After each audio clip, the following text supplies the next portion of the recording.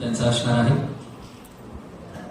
खरं तर खूप व्यस्त शेड्यूल बगरे गुरुजी इथे उपस्थित आहेत. सध्या काही दिवसांवरती आता आषाढी एकादशीचा कार्यक्रम होतोय, त्याचं सुद्धा वेगवेगळ्या चॅनलचं शूटिंग सध्या त्यांचं चालू आहे. आजचा हा आपला शेड्यूल संपल्यावरती लगेच ते तिकडं प्रस्थान करणार आहेत. त्यातून ते इथे उपस्थित झाले. खूप खूप धन्यवाद. यानंतरचं पुढचं मार्गदर्शनाचं सत्र पंडित श्री गौरवजी देशपांडे यांचं. अचिंत्या व्यक्त रूपाय निर्गुणाय गुणात्मने समस्त जगदाधार मूर्तये ब्रह्मणे नमः. काषाय वस्त्रं करदण्डधारिणं कमण्डलुं पद्मकरेण शङ्खं चक्रं गदां भूषितभूषणाढ्यं श्रीपादराजं शरणं प्रपद्ये. सर्वप्रथम उपस्थित सर्व आदरणीय व्यक्ती, त्यानंतर स्वानंद ज्योतिष क्लासेसचे आयोजक आदरणीय अनिरुद्धजी जेरे, इथे उपस्थित सर्वांचेच आदरणीय आणि लाडके असलेले सन्माननीय अतुल शास्त्री बगरे गुरुजी, त्याचप्रमाणे ज्योतिषातील पदवी धारण केलेले, त्याचप्रमाणे ज्योतिषशास्त्र शिकणारे सर्व अभ्यासक यांना तर वंदन करतोच. आणि तत्पूर्वी हा ज्योतिषाचा ज्ञान वृक्ष ज्यांनी लावला ते अवधूत शास्त्री यांच्या स्मृतींना देखील मी प्रथम वंदन करतो. या ज्ञानवृक्षाला जी आता पालवी फुटत चाललेली आहे आणि अनिरुद्धजी त्याची जोपासना करताय, ती अतिशय आदराची आणि भाग्याची गोष्ट आहे आपल्या सगळ्यांसाठी. कारण आपण आज फक्त नुसत्या पदवीदान समारंभासाठीच उपस्थित नाही आहोत, तर ही जी हस्तांतरणाची प्रक्रिया झालेली आहे की एका वडिलांकडून मुलाकडे, तर त्याची जी जोपासना ते ज्या श्रद्धेने आणि आत्मीयतेने करतायत आणि ज्योतिषशास्त्राची परंपरा जी आहे ती पुढे वृद्धिंगत ठेवतायत, या त्यांच्या विचारधारेलाच माझा मी पहिला सलाम करतो. आता सर्वप्रथम आपण ज्योतिषशास्त्राचे सगळे विद्यार्थी आहोत. आदरणीय बगरे गुरुजींनी सगळी पार्श्वभूमी आपल्याला सांगितलेली आहे. ज्योतिषशास्त्र जे आहे हे मुळात वेदांमध्ये या ज्योतिषशास्त्राचा उगम आहे. म्हणजे ज्योतिषशास्त्र हे मानव निर्मित नाहीये, त्याचे जी काही उगम झालेला आहे तो वेदांमध्ये.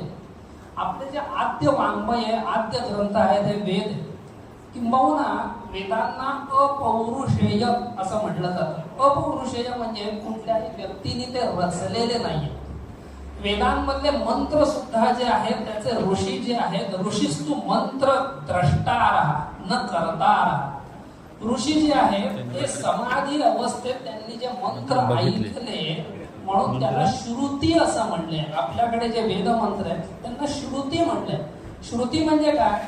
त्यांनी ते समाधी अवस्थेमध्ये ऐकले ते मंत्र आणि त्याचं ज्ञान त्यांना प्राप्त झालं. तर तसं हे जे ज्योतिषशास्त्र आहे ते ऋग्वेदामध्ये, अथर्ववेदामध्ये, याजुष ज्योतिष नावाचा ग्रंथ आहे त्याच्यामध्ये, यजुर्वेदामध्ये देखील आलेले.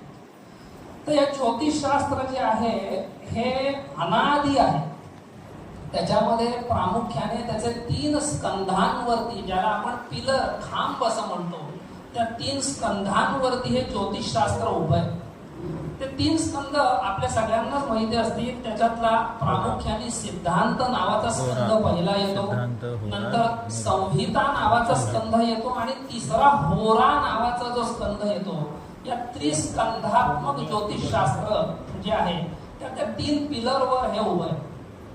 तर आता ह्याच्यातला सूक्ष्म भेद आपण थोडासा जाणून घेणं आवश्यक आहे. सिद्धांत, संहिता आणि होरा म्हणजे काय? आपण आता सगळे जी काही पत्रिकेची मांडणी असेल, फलित ज्योतिष असेल किंवा कुंडलीवरनं भूत भविष्य वर्तमान काळाचं ज्ञान असेल, हे जे शिकतो त्याला होरा नावाचा स्कंद जो आहे त्याच्यामध्ये हे सगळं वर्णन आहे. आणि होरा स्कंध जो आहे किंबहुना ओव्हरऑल ज्योतिषशास्त्र जे आहे त्याचे 18 प्रवर्तक दिलेले. 18 प्रवर्तक म्हणजे काय?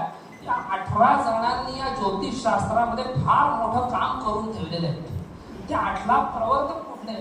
ते सूर्य पितामहो व्यासः, वसिष्ठोत्री पराशरः, कश्यपो नारदो गर्गो मरीचिर मधुरंगिरा, लोमश पौलिशश्चैव च्यवनो यवनो भृगुः, शौनको अष्टादशश्चैते ज्योतिषशास्त्र प्रवर्तकः असा श्लोक आलाय. हे 18 प्रवर्तक आहेत आणि त्यातले आद्य प्रवर्तक कोण आहेत? सूर्य. साक्षात सूर्य नारायण हे या ज्योतिष शास्त्राचे आद्य प्रवर्तक आहेत. त्यामुळे ज्योतिष शास्त्रावरती जी काही ग्रंथ रचना झाली या 18 प्रवर्तकांनी पुढे त्यांच्या शिष्य परंपरेमध्ये चालू ठेवली. दुर्दैवाने यवनांच्या काळामध्ये काही ग्रंथालय नष्ट झाली आणि त्याच्यामध्ये बहुसंख्य जे ग्रंथ होते आपले ते 6 महिने नालंदा युनिव्हर्सिटी जळत होती लायब्ररी, आपल्याला माहिती आहे. त्याच्यामध्ये बहुमूल्य वाङ्मय नष्ट झालेलं आहे. पण त्यातून जे काही उरलेलं आहे आता सुद्धा ते सुद्धा इतकं आहे की जणू काही सागरासारखं आहे. म्हणजे त्याचं जरी आपण अध्ययन करायचं ठरवलं तरी आपला जन्म सुद्धा अपुरा पडेल. इतकी ग्रंथ संपदा अजून सुद्धा या ज्योतिषशास्त्रामध्ये उपलब्ध आहे. आता या ज्योतिषशास्त्रामधला जो पहिला स्कंध आहे जो सिद्धांत नावाचा आहे त्याच्यामध्ये सगळ्या गणितीय प्रक्रियेचं वर्णन आहे. तुम्हाला सगळ्यांनाच माहिती आहे की ज्योतिषशास्त्र हे गणिताविना लटक आहे. म्हणजे ज्योतिष आता सॉफ्टवेअर सगळे आपल्याकडे मोबाईलवर सुद्धा असतात, त्याच्यावरून आपण कुंडल्या बनवतो. पण प्रत्यक्षात ते सॉफ्टवेअरचं उत्तर बरोबर आहे का नाही हे जाणून घेण्यासाठी सर्वप्रथम ज्योतिषाला गणित येणं आवश्यक आहे. आमच्याकडे अनेक लोक असेही विचारतात 2 सॉफ्टवेअरवरनं पत्रिका बनवल्यात, एकामध्ये थोडासा फरक येतो, एकामध्ये लग्नाच्या अंशात फरक येतो, एकामध्ये चंद्र मागे पुढे होतो, असं का होतंय? तर सॉफ्टवेअर ज्यांनी बनवलं त्याला त्याचा ज्योतिषशास्त्राला अभ्यास होता का हे महत्वाचं आहे. कारण सॉफ्टवेअर बनवणारा इंजिनियर वेगळा असतो, त्याला आदेश देणारा ज्योतिषी वेगळा असतो.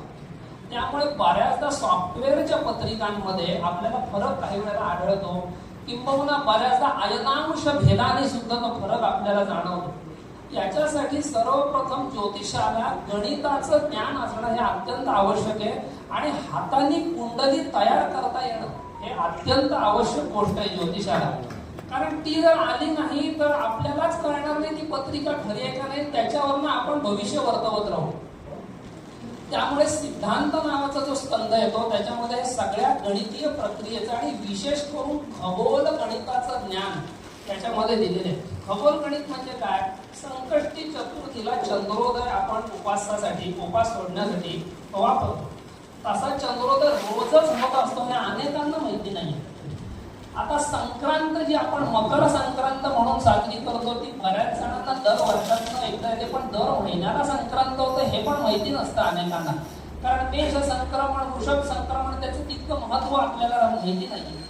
तर चंद्राचा उदय कसा काढावा, सूर्योदय सूर्यास्त कसे काढावे, किंबहुना ग्रहण इत्यादीचं गणित कसं काढावं याचं सगळं वर्णन जे आहे हे सिद्धांत नावाच्या स्कंधामध्ये दिलेलं आहे. त्याच्यामध्ये हे सुद्धा सांगितलंय म्हणजे आपल्या आचार्यांची दृष्टी किती सूक्ष्म होती त्याचा आपल्याला एक थोडंसं एक कुतूहल वाटेल असा विषय सांगतो. प्रतिपदेला जेव्हा शुक्ल पक्षातली प्रतिपदा असते त्यानंतर द्वितीयेला चंद्राची कोर उदय पावते आणि आपल्या पंचांगात कॅलेंडरमध्ये चंद्रदर्शन असं लिहिलेलं असतं. ते चंद्रदर्शनाचा अर्थ काय तर त्या दिवशी चंद्रदर्शन करायचंय म्हणजे आपला तो महिना चांगला जातो असं शास्त्रात दिलंय. नाहीतर चंद्रदर्शन देण्यामागे काही अर्थच राहिला नाही. तर चंद्रदर्शन आणि त्याचीच गणना करून विशिष्ट पद्धतीने सहस्त्र चंद्रदर्शन नावाचा जो सोहळा आपण करत असतो तो 80 वर्ष 8 महिन्यांनी सहस्त्र म्हणजे 1000 वेळा ती व्यक्ती चंद्र बघते असं आपण गृहीत धरलेलं असतं. तर ती सहस्त्र चंद्रदर्शन सोहळ्याला इतकं महत्व आहे. तर ती चंद्राची जी कोर असते द्वितीयेची, वराह मिहिराचार्यांनी अतिशय कमाल केलेली आहे बृहत संहितेमध्ये. ही चंद्राची कोर जी आहे त्याची 2 शिंग असतात. तुम्हाला बघितलं तर ती असं काही पौर्णिमेसारखा ती चंद्रबिंब नसतं. ती दक्षिण शृंग का उत्तर शृंग म्हणजे त्याचं कुठलं शिंग, शृंग म्हणजे शिंग थोडक्यात ते उन्नत आहे, वर आहे. त्याच्यावरनं त्या महिन्यात कोणत्या गोष्टी महाग होतील, कोणत्या गोष्टी स्वस्त होतील याचं सगळं ज्ञान संहिता ग्रंथामध्ये त्यांनी देऊन ठेवलंय. त्याला म्हणतात चंद्र शृंगोन्नती. तर हा प्रकार आम्ही आमच्या देशपांडे पंचांगात देत असतो की चंद्राचं कुठलं शिंग त्या महिन्यात वर आहे, कुठल्या गोष्टी महाग होतील, कुठल्या स्वस्त होतील, त्याला आपण आताच्या भाषेत कमोडिटी मार्केट म्हणतो. तर त्या कमोडिटी मार्केटचा तुम्हाला अंदाज येण्यासाठी चंद्राची शृंगोन्नती ज्ञात होणं आवश्यक आहे. ती तुम्हाला सिद्धांत नावाच्या स्कंधामध्ये हा सगळा गणितीय विषय हँडल केलेला आहे ऋषींनी. दुसरा जो स्कंद येतो त्याच्यामध्ये संहिता नावाचा स्कंद आहे. संहिता म्हणजे काय? त्याच्यामध्ये अनेक ऋषी आचार्यांनी लिहिलेल्या संहिता आहेत. त्याच्यामध्ये प्रामुख्याने गर्ग संहिता आहे, वराह मिहिराचार्यांनी लिहिलेली बृहत संहिता आहे, ज्याला वाराही संहिता असं म्हणतात. तर याच्यामध्ये निसर्ग चक्रावरती ग्रहांचे होणारे जे काही परिणाम आहेत ते नमूद करून ठेवले. उदाहरणार्थ 5 ग्रह जेव्हा एकत्र येतात एका राशीमध्ये किंवा 4 ग्रह एकत्र येतात, एक राशौ यदा यान्ति चत्वारः पंचखेचराः प्लावयन्ति महिम सर्वा रुधिरेण जलेन वा, असं संहिता ग्रंथात सांगितलं. 4 किंवा 5 ग्रह जर एकत्र आले तर कुठेतरी आपल्याला रक्तपात किंवा मनुष्य हानी होणं किंवा अति पाऊस पडून पृथ्वी जलमय होणं, अति शब्दशः अर्थ नाही धरला तर अतिवृष्टी होणं थोडक्यामध्ये, यासारखे परिणाम जे आहेत ते संहिता ग्रंथात नमूद केले. किंवा काही काही ठिकाणी असेही दिले उदय हस्ताचे परिणाम असतात की शुक्राचा उदय कोणत्या नक्षत्रात होतोय, कोणत्या राशीत होतोय, त्यानुसार त्याचं फळ कुठल्या भारताच्या भागामध्ये पडेल. किंवा शनीच्या दृष्टीचं वर्णन, आपण जी 3, 7, 10 दृष्टी घेतो ती इथे अभिप्रेत नाहीये, संहिता ग्रंथामध्ये वेगळ्या दृष्टींचं वर्णन आहे. तर शनीची दृष्टी जर विशिष्ट भागामध्ये पडत असेल, आपल्याला माहिती आहे काही वर्षापूर्वी उत्तराखंडमध्ये खूप मोठा जलप्रलय झाला, तर त्यावेळेला आमच्या पंचांगामध्ये आम्ही दिलं होतं की शनीची दृष्टी ही उत्तराखंडाच्या भागामध्ये जास्त आहे, ज्या भागात तिथे जलप्रलय व्हायची शक्यता आहे. तर त्यामुळे या ग्रहांच्या दृष्टीचं विशिष्ट वर्णन जे आहे ते बृहत संहिता इत्यादी संहिता ग्रंथांमध्ये. आणि मगाशी जो मी सिद्धांत नावाचा स्कंद सांगितला त्याचं पूर्ण ज्ञान असल्याशिवाय तुम्हाला संहितेकडे वळता येत नाही, कारण त्याचा बेस असतो सिद्धांतामध्ये. आता याच्यामध्ये सिद्धांत जे आहेत ते अनेक ऋषींनी रचलेले सिद्धांत आहेत. त्याच्यामध्ये 5 सिद्धांत अत्यंत महत्वाचे आहेत. त्याला पंचसिद्धांतिका नावाचा ग्रंथच वराह मिहिराचार्यांनी 7व्या-8व्या शतकामध्ये लिहिला. त्या 5 सिद्धांतांमध्ये वशिष्ठ सिद्धांत, पौलिश सिद्धांत, रोमक सिद्धांत, त्यानंतर सूर्य सिद्धांत इत्यादी 5 सिद्धांतांचं वर्णन करून ठेवलं. सिद्धांत म्हणजे काय? थिसिस देऊन ठेवलेला आहे. ते गणित तुम्ही कसं करत जावा, ज्याने पंचांग निर्मिती तुम्ही करू शकाल. रोजची तिथी, नक्षत्र, योग, करण याचं गणित करू शकाल, हे सिद्धांत स्कंदामध्ये दिले. तर या 5 सिद्धांतांमध्ये सर्वात सूक्ष्म गणित कुठलं असेल तर वराह मिहिर सांगतात आदित्य सिद्धांत भवेच सूक्ष्म. आदित्य सिद्धांत जो आहे ज्याला सूर्य सिद्धांत म्हणतात, त्याचं गणित अत्यंत सूक्ष्म आहे. तर ते किती सूक्ष्म आहे याचा एक थोडक्यात मी तुम्हाला एक आढावा घ्यायचा ग्रंथाच्या माध्यमातून तो सांगतो की आपलं जे ज्योतिषांचं गणित आहे भारतीयांचं ते किती सूक्ष्म आहे. किंबहुना पाश्चात्यांची जी आता टेलिस्कोप वरची जी गणना आहे त्याच्यापेक्षा आपलं गणित किती सूक्ष्म आहे. एक थोडक्यात उदाहरण देतो. सूर्य सिद्धांतामध्ये काळाचे 2 प्रकार सांगितले. एक स्थूल काळ आहे आणि एक सूक्ष्म काळ आहे. स्थूल काळ म्हणजे आपण जो मेजर करू शकतो, मोजमाप ज्याचं करू शकतो, म्हणजे तास असेल, मिनिट असेल, सेकंद पर्यंत आपण मोजू शकतो. आपली जन्मवेळ सुद्धा सेकंदामध्ये कधीही नसते, तास आणि मिनिट. कारण मनुष्याच्या चर्मचक्षुला जितकी गणना पेलणं शक्य आहे तेवढी गणना तास मिनिटामध्ये होऊ शकते, त्या पलीकडे आपल्या बुद्धीची झेप नाहीये. पण सूर्य सिद्धांतामध्ये काळाची गणना किती सूक्ष्म सांगितले मी तुम्हाला एक थोडक्यात सांगतो. ते सांगतात त्याच्यामध्ये स्वस्थे नरे सुखासीने यावत स्पंदती लोचन, म्हणजे आपण जेवण वगैरे करून निवांत जेव्हा बसलेलो असतो खुर्चीमध्ये तेव्हा आपल्या डोळ्याची जी उघडझाप होते, एकदा उघडझाप होते, आपल्याला कळत सुद्धा नाही आपण डोळ्याची उघडझाप झालेली. तर तो जो काळ असतो त्याला निमिष असं म्हणलेलं आहे. तर एकदा उघडझाप झाली की निमिषदा. तस्य 33तमो भागः तत्पर परिकीर्तितः. या जो काळ आहे एकदा उघडझाप झाल्याचे त्याचे 30 तुकडे करा सांगतो सूर्य सिद्धांत. त्याला तत्पर असं म्हणतात त्या ज्या 30व्या तुकड्याला. म्हणून आपण काही लहान मुलांना म्हणतो ना जरा तत्परतेने काम कर. तत्परतेने काम कर म्हणजे तितक्या सूक्ष्म बुद्धीने काम करतो. आपल्याकडे वाक्प्रचारात आलेले शब्द सुद्धा साधे नाहीये, त्यालाही काहीतरी विशिष्ट अर्थ आहे. तर तो जो 30वा तुकडा आला त्याला तत्पर म्हणतात. तो जो तत्पर आला ते सांगतात तस्मात् शततमो भागः त्रुटीरित्य विधीयते. तो जो 30वा तुकडा आहे त्याचे परत 100 भाग करा, त्याला म्हणतात त्रुटी. तो सुद्धा आपण वाक्प्रचारात वापरतो. कामात कुठली त्रुटी ठेवू नकोस, म्हणजे इतक्या सूक्ष्मामध्ये. आणि त्रुटे हे सहस्र भागो यस्त कालहा रवी संक्रमे, या त्रुटीचा जो तुकडा आला अत्यंत सूक्ष्म, अति सूक्ष्म, त्याचे परत 1000 तुकडे केले तर तितक्या सूक्ष्म वेळामध्ये सूर्य आकाशात रास बदलतो. म्हणजे आपलं जे संक्रमण होतं सूर्याचं मेषेतून वृषभेतून मिथुन आहे, तर तो जो संक्रमणाचा काळ आहे तो अत्यंत सूक्ष्म. म्हणून तुम्ही बघितलं का संक्रांतीचा जो पुण्यकाल दिलेला असतो, तो संक्रांतीचा पुण्यकाल साधारणपणे मागे 6-7 तास, पुढे 6-7 तास असा दिलेला असतो.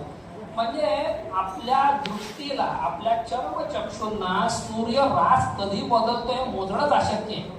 त्यामुळे ऋषींनी युक्ती काय केली आहे, तुम्हाला स्नानदान धर्म तीर्थयात्रा पुण्य काही करायचंय ना संक्रांतीच्या निमित्त, तर त्या संक्रांतीचा पुण्यकाल असा वाईट देऊन ठेवलेला आहे की त्याच्यामध्ये तुम्ही केव्हाही करा, कारण तो मेजर होणं अशक्य आहे. आणि त्याचाच मोठा काळ हा आपण सूक्ष्म काळ बघितला, त्याचा मोठं म्हणजे 14-14, 15-15 आकड्यांमध्ये गणित सूर्य सिद्धांतामध्ये येतं. ते कसं येतं, आपल्याला 4 युग माहिती आहेत, कृत, त्रेता, द्वापार आणि कलियुग.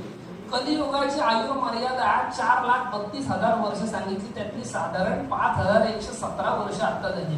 त्यामुळे अनेक जण ते म्हणत असतात आता कलियुगाचा अंत आलाय वगैरे, तसं काहीही नाहीये. अजून 4 लाख किमान 27,000 वर्ष जाणं बाकी आहे. तर हे 4,32,000 वर्षाचं कलियुग, त्याच्या मागचं जे द्वापर युग आहे ते 8,64,000 वर्षांचं होतं. त्याच्या मागचं त्रेतायुग जे आहे ते 12,96,000 वर्षांचं, आणि पहिलं जे कृतयुग आहे ते 17,28,000 वर्षांचं. या सगळ्या 4 युगांची जर बेरीज केली तर 43,20,000 वर्ष इतकी होते. ही जेव्हा 100 वेळा फिरली जातात तेव्हा एक कल्प होतो, ज्याला ब्रह्मदेवाचा 1 दिवस होतो. असा ब्रह्मदेवाचं 1 दिवस जे आहे त्याचे 365 दिवस झाले की तो 1 वर्षाचा होतो ब्रह्मदेव. आता ब्रह्मदेव 50 वर्षाची व्यतीत होऊन गेलेली. आपण तर पंचांगाच्या संवत्सर फलामध्ये वाचाल तर ब्रह्मदेवाच्या आयुष्याची गणना सुद्धा आपल्या ज्योतिषांनी करून ठेवलेली आहे. त्याच्यामध्ये 50 वर्ष त्यांची होऊन गेली, म्हणजे सृष्टी उत्पत्तीला किती वर्ष झाली असतील त्याचा अंदाज म्हणजे 17-18 आकडी गणितामध्ये आपल्याला तो येतो.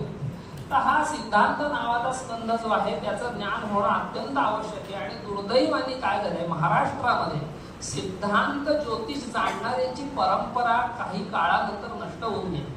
आता आपल्याकडे काय शिकवलं जातं, साधारणपणे फलित ज्योतिष आपण शिकतो, पण त्या व्यतिरिक्तचे जे 2 स्कंद आहेत त्याचा अभ्यास होणं अत्यंत आवश्यक आहे. आणि सुदैवाने कालिदास विद्यापीठ जे आहे नागपूरला, तिथे आता हा सूर्य सिद्धांतातले काही 2-3 अध्याय जे आहेत ते सिलेबसला त्यांनी मुद्दाम ठेवले की जेणेकरून BA MA ज्योतिष जे लोक होतात त्यांना त्याचा तरी अभ्यास करता येईल. तर हा जरा सिद्धांत संहिता. आणि आता 3रा महत्वाचा स्कंद जो आपण सगळे शिकतो, होरा नावाचा जो आहे, तो अहोरात्र शब्दापासून हा होरा नावाचा स्कंद पडलाय.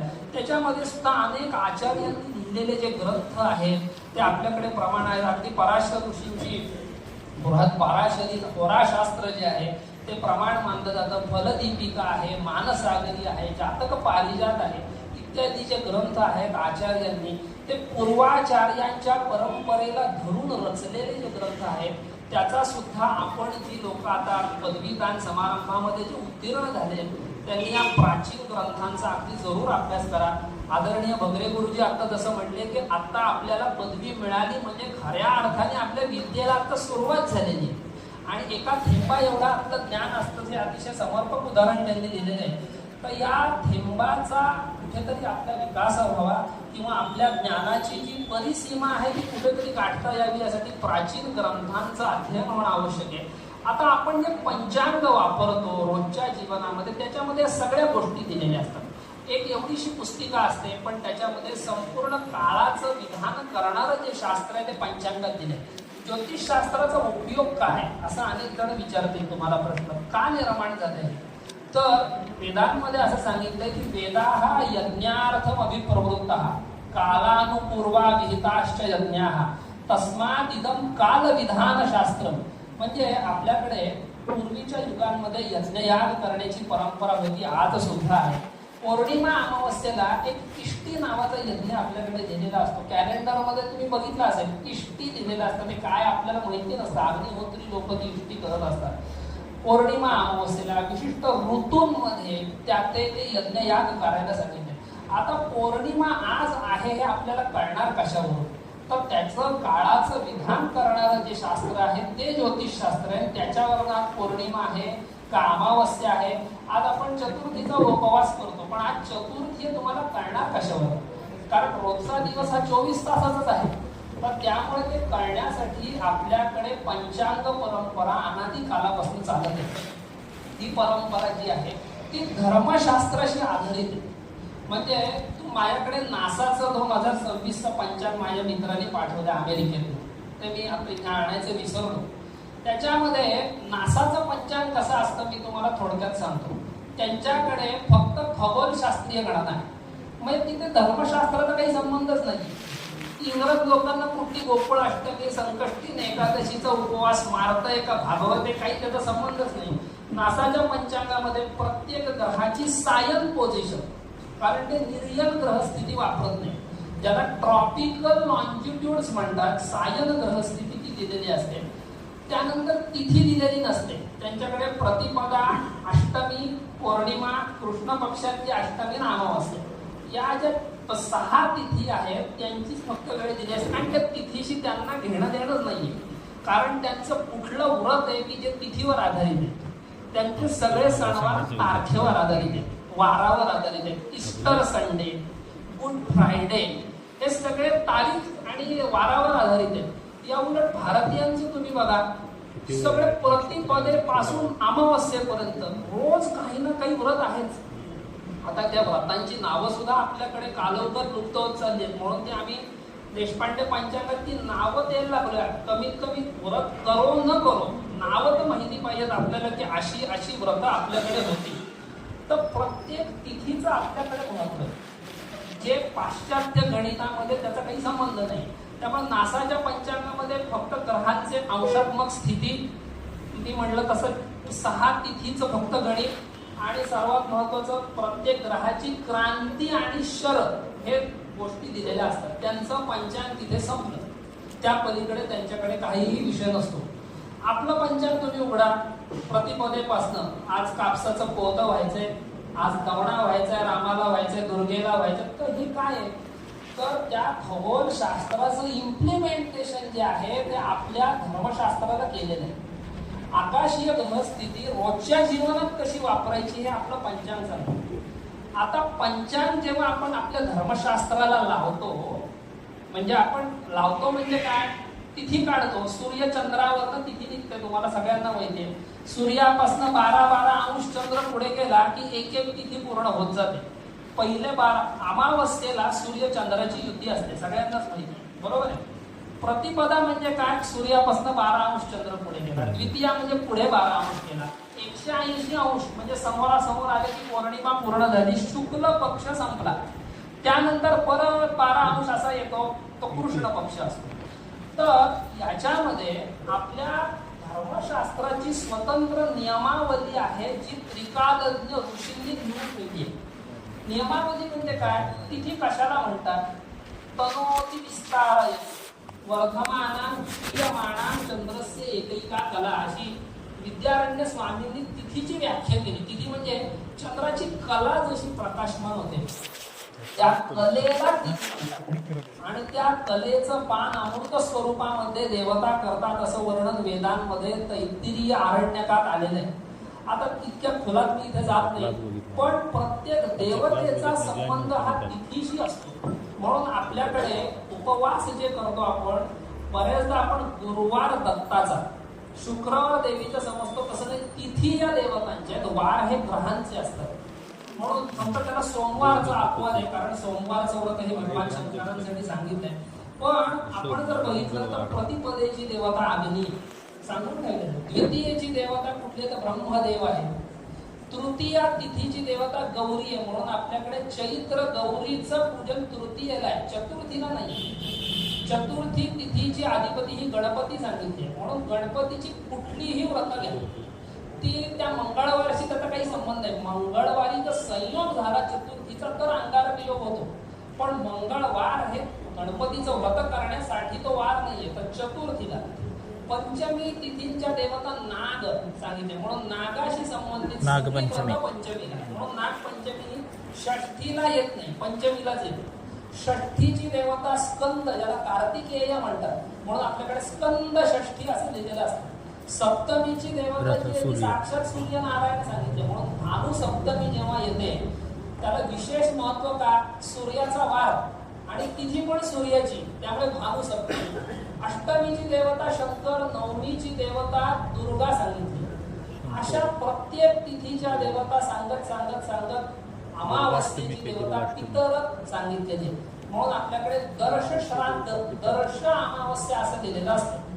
दर्श अमावस्या कोण सांगायचं? आता या काळाची डायमेन्शन जी आहे प्रत्येक लोकात वेगळी. पितृलोक कुठे आहे त्याचं वर्णन भास्कराचार्यांनी सिद्धांत शिरोमणीत केलं. चंद्र जो दिसतो आपल्याला त्याच्या पलीकडे पितृलोक आहे असं सांगितलं. आता तुम्ही खगोल कल्पना करा, जेव्हा अमावस्या असते तेव्हा चंद्र सूर्य युती असते. चंद्राच्या वर म्हणजे चंद्र थोडक्यात सूर्याच्या खाली येतो, एका रेषेत येतात ते सगळे, पृथ्वी चंद्र सूर्य. चंद्राच्या वर जेव्हा सूर्य असतो तेव्हा पितृलोकामध्ये थोडक्यात जेवणाची वेळ झालेली असते, दुपारी 12ची वेळ, सूर्य डोक्यावर आला असतो, म्हणून त्या दिवशी पितरांच्या उद्देशाने काही कर्म करायचं, ज्याला दर्श श्राद्ध असं म्हटले. ते दर अमावस्येला आपले पूर्वज करत होते, आता ती परंपरा दुर्दैवाने नष्ट झालेली आहे. तर दर्श श्राद्ध म्हणजे प्रत्येक जी आपली तिथी आहे त्याच्यामध्ये काही ना काही कर्म काढणे, आणि ती तिथी कशी असावी हे आपल्या ऋषींनी सांगून ठेवले. तिथीचं जे लक्षण आहे, तिथीच्या मर्यादा आहेत, या ऋषींनी घालून ठेवल्या. त्या कशा घातल्या? तिथी जी आहे ती तुम्ही सगळी जर बघत असाल, पंचांग नेहमीच बघणारे विद्यार्थी होतो आपण, एक तिथी कधी 24 तासाचीच असते असं नाहीये. कधी ती तिथी वाढते, कधी कमी होते, ती कधीही सुरू होऊ शकते. म्हणजे ती सूर्योदयाला जसा वार सुरू होतो तशा तिथीला काही मर्यादा नाहीये, ती कधीही सुरू होऊ शकते. तर तिथी जी आहे ती जर वाढत वाढत गेली तर किती वाढेल, त्याला काहीतरी मर्यादा देऊन ठेवलेली. तर ती 26 तास 12 मिनिटांपर्यंतच वाढू शकते असं प्राचीन धर्मशास्त्र भारतीयांचं सांगतं. आणि तिथी कमी कमी कमी कमी जर होत गेली तर ती किती कमी होईल, तर 21 तास 36 मिनिटांपर्यंतच कमी होऊ शकते. असली मर्यादा जाबाली आणि गोभिल नावाच्या त्रिकालज्ञ ऋषींनी घालून ठेवली मर्यादा तिथीला. ती मर्यादा जी आहे ती जेव्हा तुम्ही भारतीय पद्धतीने पंचांग निर्मिती करता, ज्याला आम्ही सूर्य सिद्धांत असं म्हणतो, त्या पद्धतीने जेव्हा पंचांग निर्मिती करता तेव्हा ही धर्मशास्त्रात दिलेली तिथीची मर्यादा आहे ती पाळली जाते, ती तंतोतंत अप्लाय होते तिथे. पण आता जी पंचांग निघतात महाराष्ट्रामध्ये, जी नासाच्या गणितानुसार निघतात, मी मगाशी सांगितलं नासाचा संबंध धर्मशास्त्राशी नाही, त्यांचा खगोल यान सोडण्यासाठी त्याचा संबंध आहे. मंगळावर यान सोडायचंय, चंद्रावर सोडायचं त्याच्यासाठी. तर ते गणित दुर्दैवाने धर्मशास्त्राला लावलं गेल्यामुळे आत्ताच्या काळामध्ये आपली पंचांगाची घडीच विस्कटून गेली सगळी. कारण आपल्या ऋषींनी सांगितलेली तिथीची मर्यादा मी मगाशी सांगितलं वाढत वाढत किती जाईल, 26 तास 12 मिनिटापर्यंत. आता पाश्चात्य गणिताने पंचांग तयार झालं तर त्या तिथीची मर्यादा जाते 27 तासाच्या वर, आणि तिथी कमी कमी होऊन 21 तास 36 मिनिटापर्यंत डेडलाईन देऊन ठेवते त्याला, याच्या पलीकडे खाली येणार नाही. तर आधुनिक गणितानुसार पंचांग बनवलं तर त्या तिथीची मर्यादा खालची येते, 20 तासापेक्षा खाली जाते. मग याचा परिणाम कुठे होतो, मी मगाशी सांगितलं की खगोलशास्त्र जे आहे ते धर्मशास्त्राला लावलेलं आहे आपल्याकडे, पण धर्मशास्त्राचे स्वतंत्र नियम आहेत जे त्रिकालज्ञ ऋषींनी लिहून ठेवले. म्हणजे भौतिक शास्त्राचा सिद्धांत जर तुम्हाला रसायनशास्त्राला एखादा लावायचा असेल तर रसायनशास्त्राची स्वतंत्र नियमावली त्याच्यात तो बसला पाहिजे. तर आता कसं झालंय, तिथीची मर्यादा कोलमडून गेली, आणि हे भारतात विशेष करून महाराष्ट्रात गुजरातमध्ये या दोन प्रांतामध्ये 1950 नंतर हे सुरू झालं. 50 पर्यंत महाराष्ट्रामधली सर्व पंचांग ही सूर्य सिद्धांताच्या प्राचीन गणितानुसार बनत होती. 50 नंतर आपल्याकडे रेडीमेड गणित यायला लागलं, ज्याला आपण एफिमेरीज म्हणतो. तुम्ही एफिमेरीज वापरले असतील ज्योतिषाच्या क्लासमध्ये, तर त्या एफिमेरीज वर्णचा आयता जो रेडीमेड डेटा आहे तो घेतला जातो आणि पंचांग निर्मिती केली जात नाही, त्याला कॉपी पेस्ट म्हणतात. म्हणजे ती फक्त केली जाते आणि पंचांग निर्मिती केली जाते. त्याच्यामुळे गंमत अशी झाली की तिथी चुकायला लागली. तिथी चुकायला लागल्यामुळे काय होतं, आपली जी कर्म करतोय आपण त्या कर्माचा काळ चुकतो. जेव्हा एखाद्या गोष्टीतनं तुम्हाला फलप्राप्ती होत नाही त्याची 3 ते 4 कारणं धर्मशास्त्रात दिली. पहिलं कारण असेल तर जो ते काम करणार, उदाहरणार्थ साधं आपण एक व्रत करताय, आपण असं धरून करतोय, आपण एकादशी व्रत करतो. एकादशी व्रतासाठी सर्वप्रथम त्याची नियमावली काय आहे, उपवास कसा करायचा, काय करायचा, कोणत्या तिथीला कधी सोडायचा, हे सगळं दिलेलं आहे. तर ती एकादशी तिथी समजा चुकली आणि मी आजच्या ऐवजी उद्या उपवास केला उदाहरणार्थ, तर काळाचं जे काही फळ मला मिळणार आहे ते फळ मिळणार नाही. आणि बऱ्याचदा आपली तक्रार असते की मी एवढं काही श्रद्धेने करतो किंवा करते पण त्याची फलप्राप्ती मला का होत नाही. तर गीतेमध्ये त्याचं कारण दिलेलं आहे. देशे कालेच पात्रेच तद्दानम सात्विकम स्मृतम. अर्जुना, सात्विक दान कशाला म्हणशील, तर देश, काळ आणि पात्र या तिन्हीचा उच्चार तिन्ही योग्य असताना जे काही केलं जाईल. उदाहरणार्थ यज्ञ याग करतो आपण, त्याचा सर्वप्रथम ती भूमी शुद्ध पाहिजे. आता रस्त्यावर गणेश याग होतात ती गोष्ट वेगळी आहे गणपतीच्या उत्सवामध्ये, पण ती भूमी शुद्ध पाहिजे. त्यानंतर त्याच्यामध्ये जे द्रव्य आपण देणार आहोत, ज्याची आहुती देणार आहोत, हवनीय द्रव्य आहे ते शुद्ध पाहिजे. कर्ता जो ब्राह्मण आहे तो शुद्ध पाहिजे आणि जो यजमान आहे तोही तितकाच श्रद्धावान पाहिजे. तर असं सगळं एकत्र आलं तर त्याचं फळ मिळणार. तर यातला जो महत्वाचा घटक आहे काळ नावाचा, तो काळ जर चुकला त्याची फलद्रुपता होत नाही. आणि ती तेव्हाच होऊ शकते जेव्हा भारतीय पद्धतीने आपण पंचांग निर्मिती करू. म्हणून आम्ही गेले 16 वर्ष महाराष्ट्रामध्ये एक देशपांडे पंचांग नावाने पंचांग निर्मिती का सुरू केली, याचं कारण अनेकांना असं वाटतं की ते काहीतरी सणवार आले की हे व्हिडिओ टाकतात, त्यानंतर लोकांमध्ये भयंकर संभ्रमाची स्थिती, गोंधळाची स्थिती निर्माण होते. पण त्याच्या मागचा प्रमुख हेतू हाच आहे की योग्य काळामध्ये योग्य ते कर्म त्या लोकांचं बाबाची घडी विस्कटलेली. आता आपण हिंदू धर्माचे जे प्रमुख आचार्य आहेत त्यांच्याकडे जर गेलो, आधी 4ही पीठाचे शंकराचार्य घ्या, वैष्णव संप्रदायाचे घ्या, वल्लभाचार्यांचे, त्या सगळीकडे सूर्य सिद्धांतानुसार पंचांग निर्मिती आजही त्या त्या पीठांवर होते आणि ती चालते. तर त्यामुळे गेले 16 वर्ष आम्ही हा एक उपक्रम हातात घेतलाय. त्याच्यामध्ये हे झालं सणावारांच्या बाबतीत. दुसरा महत्वाचा फलित ज्योतिषा बाबतीत सुद्धा पुष्कळ फरक पडतो. कारण सूर्य सिद्धांतानुसार येणारी ग्रहस्थितीमध्ये काही अंशात्मक अंतर असतं. उदाहरण देतो अगदी मी की चंद्र जो आपण काढतो पत्रिकेतनं, त्या चंद्रावरनं सगळ्या दशांचं गणित आपण करतो. चंद्राच्या अंशात्मक स्थितीवरनच ठरतं की विंशोत्तरी दशा आता कुठली चालू आहे त्या व्यक्तीला. पण सूर्य सिद्धांतानुसार येणारा चंद्र आणि आता नासाच्या गणितानुसार येणारा चंद्र जर बघितला तर काही एखाद्या अंशाचं अंतर पडतं. एका अंशामुळे बऱ्याचदा दशा 6-6 वर्ष मागे पुढे होते. आणि ह्याचं आम्ही प्रत्यय घेतलेला आहे. त्यामुळे आमचे जे काशीचे गुरुजी आहेत द्रविड शास्त्री, गणेश्वर शास्त्री द्रविड नाव आपण ऐकून असाल, ते प्राचीन गणितानुसार असलेली पत्रिकाच बघतात.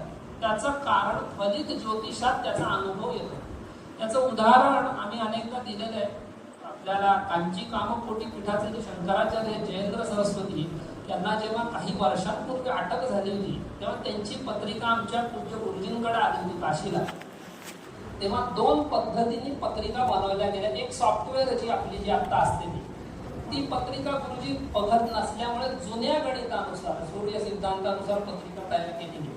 त्याच्यामध्ये शनी महादशेत गुरु अंतर्दशा त्यांना चालू प्राचीन गणितानुसार आणि आधुनिक सॉफ्टवेअरनुसार वेगळीच दशा होती. तर आधुनिक सॉफ्टवेअरनुसार जी दशा अंतर्दशा होती त्याचं फलित बृहत्पाराशर होराशास्त्रामध्ये बघण्यात आलं. कारण त्याच्यामध्ये दशा अंतर्दशा अध्याय नावाचा स्वतंत्र अध्याय, ज्याच्यामध्ये प्रत्येक महादशेत अंतर्दशेचं काय फळ मिळणार आहे त्या व्यक्तीला हे दिलेले. त्या दशा अंतर्दशा अध्यायामध्ये जेव्हा फळ बघितलं तर आधुनिक गणितानुसार आलेल्या पत्रिकेतनं काही दिसेना त्याचं फळ. आणि जुन्या गणितानुसार शनी महादशेत गुरु अंतर्दशेचं फळ पराशर ऋषींनी कारागृह प्रवेश हा असं देऊन ठेवलं होतं त्याच्यामध्ये, जे त्यांच्या जीवनात प्रत्यक्ष घटित होताना आपण बघत होतो तिथे. तर त्याच्यामुळे आपण जे काही फलित बघत आहोत ते सुद्धा त्याचा मी मगाशी सांगितलं बेस जो आहे तो सगळा गणितावर आधारित आहे. म्हणून आता आमचं प्रयत्न सगळीकडे असे चालू आहेत की जास्तीत जास्त प्रमाणात जुन्या गणितानुसार पंचांग किंवा कॅलेंडर निर्मिती कशी होईल. कारण ज्योतिषी लोक किंवा पुरोहित लोक पंचांग बघतात, सर्वसामान्य व्यक्तीला पंचांग वगैरे काही कळत नसतं, तो कॅलेंडरच बघतो. त्यामुळे कॅलेंडर निर्मिती या माध्यमातून कशी होईल याच्यासाठी आम्ही प्रयत्नशील आहोत. आदरणीय गुरुजींचंही त्याला सहकार्य आम्हाला मिळतंय. आता जेरे गुरुजींनाही आम्ही विनंती त्या माध्यमातून केलेली की कॅलेंडर जे काही त्यांचा काढायचा प्रकल्प आहे तो जो सूर्य सिद्धांतानुसार करण्यात आला त्याचा डेटा तोच असतो, फक्त तिथी नक्षत्राच्या टायमिंग मध्ये थोडा फरक पडतो कधी कधी. अगदी जिवंत उदाहरण रामनवमीच आहे. आता जी रामनवमी झाली अयोध्येला आदल्या दिवशी आपण सगळे टीव्हीवर बघितलं असेल, लाईव्ह टेलिकास्ट असतो रामांच्या मूर्तीवर अभिषेक वगैरे. महाराष्ट्रात दुसऱ्या दिवशी दिली. त्याचं कारण संपूर्ण भारतात सूर्य सिद्धांतच फॉलो होतो, फक्त महाराष्ट्र गुजरातमध्ये होत नाही. हे त्यातलं मेन मूळ कारण आहे. तर त्यामुळे ज्योतिषी लोकांनी सुद्धा हळूहळू या सिद्धांताचं अध्ययन करणं, म्हणजे तुम्ही जे काही ज्योतिष शिकता त्याच्या थोडंसं चौकटीच्या बाहेर जाऊन सिद्धांतानुसार पंचांग निर्मिती कशी करता येईल, गणिताचा जो भाग आहे तो कसा शिकता येईल, हे जर आपण शिकत गेलो तर या शास्त्राची जी काही आपल्यापर्यंत आचार्यांनी पोहोचवलेली देण आहे ती कुठेतरी आपण पुढे नेण्यामध्ये यशस्वी होऊ.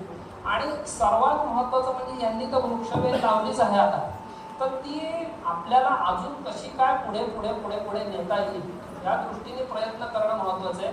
मी मगाशी सांगितलं काळाचं विधान करणारं हे शास्त्र आहे. प्रत्येक आपण जन्मापासून मृत्यूपर्यंत ज्योतिषशास्त्राचा उपयोग आहे आपल्याला. साधा तुम्हाला अश्वलायन गृह्यसूत्रामध्ये असं दिलंय की उदगयने आपूर्यमाण पक्षे कल्याणे नक्षत्रे चौल उपनयन गोदान विवाह असा एक श्लोक आहे. त्याच्यामध्ये ते काय सांगतात, उदगयने म्हणजे उत्तरायणामध्ये, आपूर्यमाण पक्षे म्हणजे शुक्ल पक्षामध्ये, कल्याणे नक्षत्रे चांगल्या शुभ नक्षत्रावर चौल कर्म करा, म्हणजे तो एक संस्कार. चौल कर्म असेल, उपनयन आहे, गोदान आहे, विवाह. म्हणजे ऋषींनी प्रत्येक ठिकाणी तिथी, वार, नक्षत्र, योग, करण या 5 पॅरामीटरचा उपयोग करूनच आपली प्रत्येक अगदी गर्भात जीव असे पासून, म्हणजे गर्भाधान संस्कार आपण जीव जेव्हा गर्भात असतो तेव्हा करत असतो, त्याच्या आधीच किंबहुना गर्भाची जी शुद्धी करायची तो जीव तिथे येणार त्याच्या आधीच्या शुद्धीपासून त्या संस्काराला सुरुवात होते. मग पुंसवन असेल, त्यानंतर मनुष्य मृत झाल्यानंतर होणारी अंत्येष्टी असेल, त्यानंतर दरवर्षी होणारे श्राद्ध असतील, त्यातलं एकही कर्म तारखेवर नाही. अगदी वर्धापन दिन साजरा करतो आपण, तो सुद्धा आता आपल्याकडे तो एक फॅशन आलेली आहे की तारखेने शुभेच्छा देतो आपण, पण मुळात जे औक्षण करण्याची परंपरा आहे आपल्याकडे तिथीने वाढदिवस.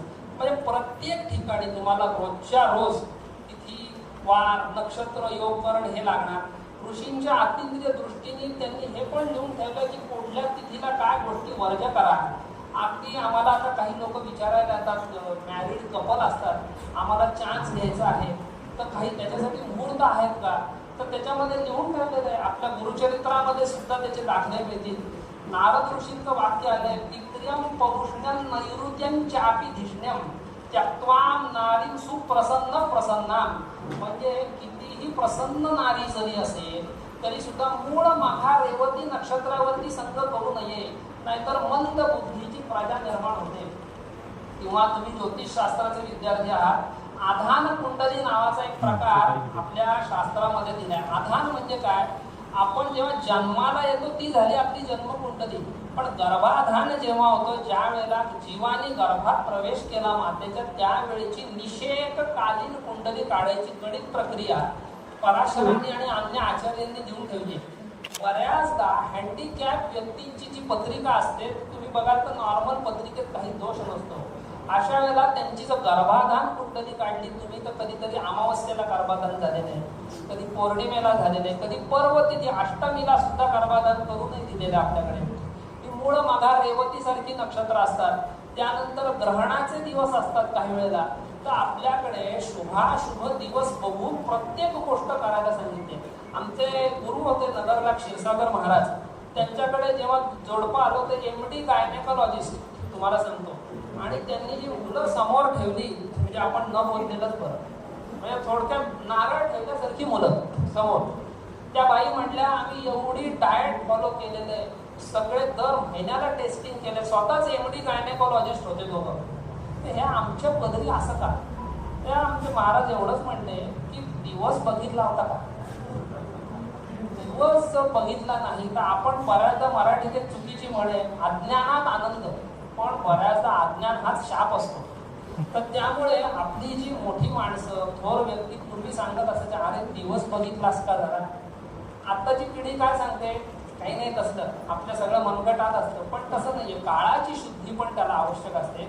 तर बऱ्याचदा म्हणून मी सांगत असतो की प्रत्येक गोष्टीमध्ये आपल्याला पंचांगाचा किंवा ज्योतिषशास्त्राचा उपयोग कसा करता येईल हे जर आपण बघितलं तर आपल्या लक्षात येईल की आपलं कुठलंच काम असं नाहीये की जे ज्योतिषशास्त्राशिवाय होऊ शकत नाही.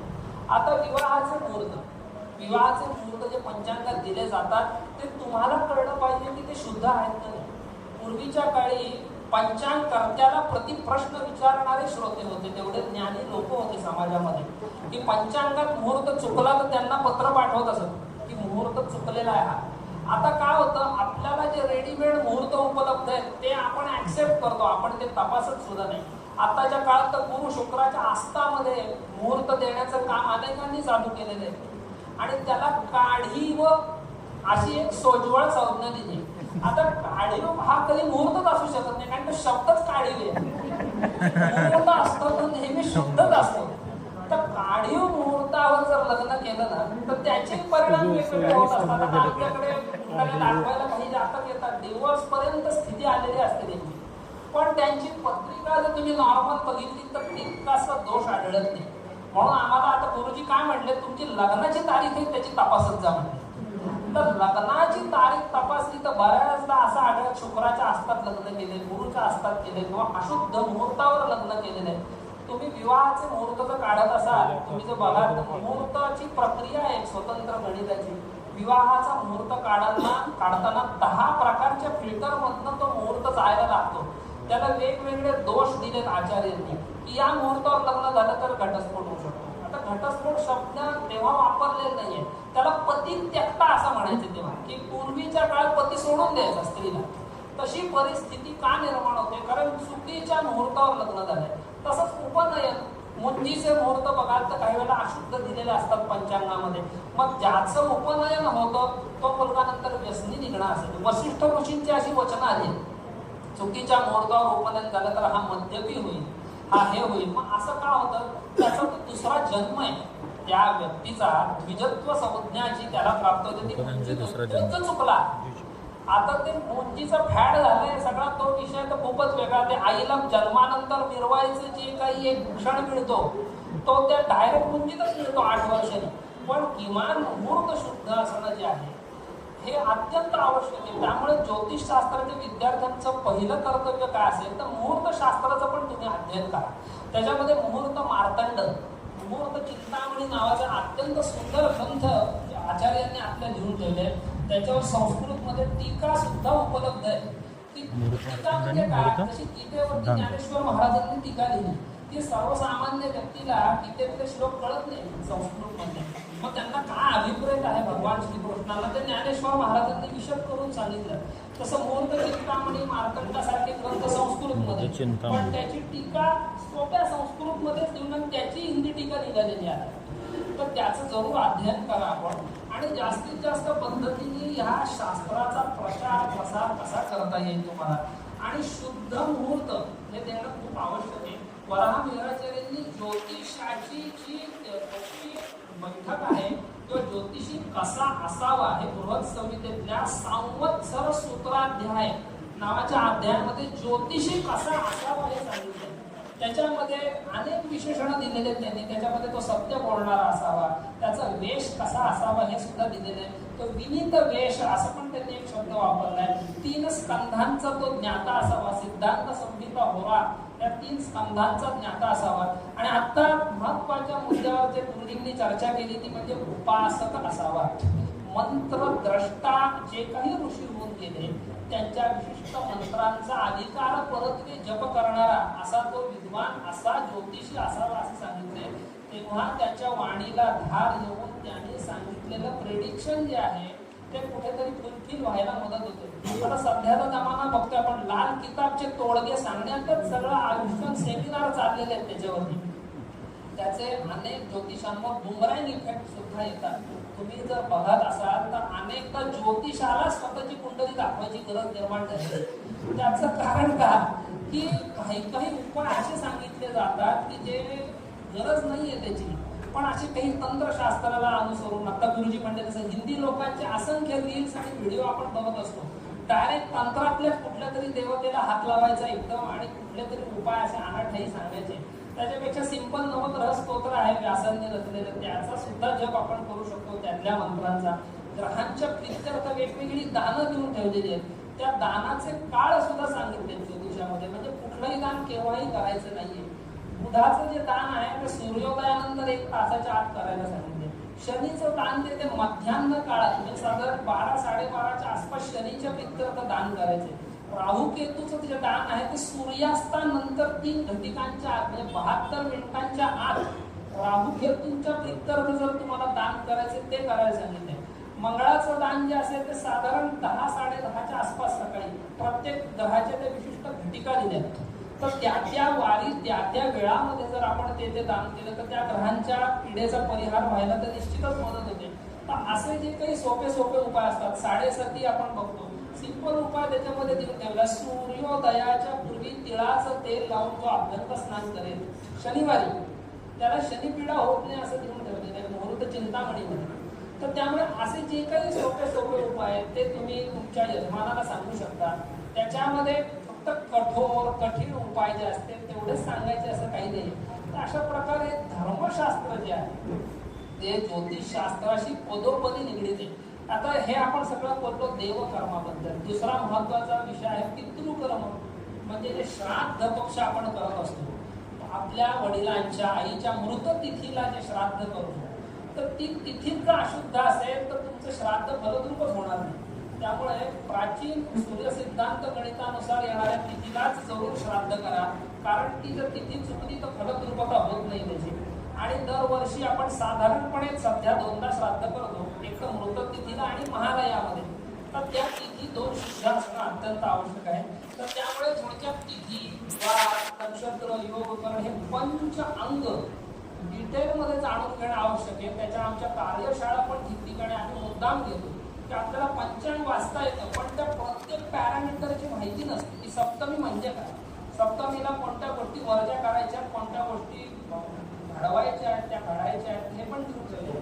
अष्टमीला काय खाऊ नये, अष्टमीला कोणत्या गोष्टी अशा जरूर कराव्यात की ज्याची यशप्राप्ती होईल.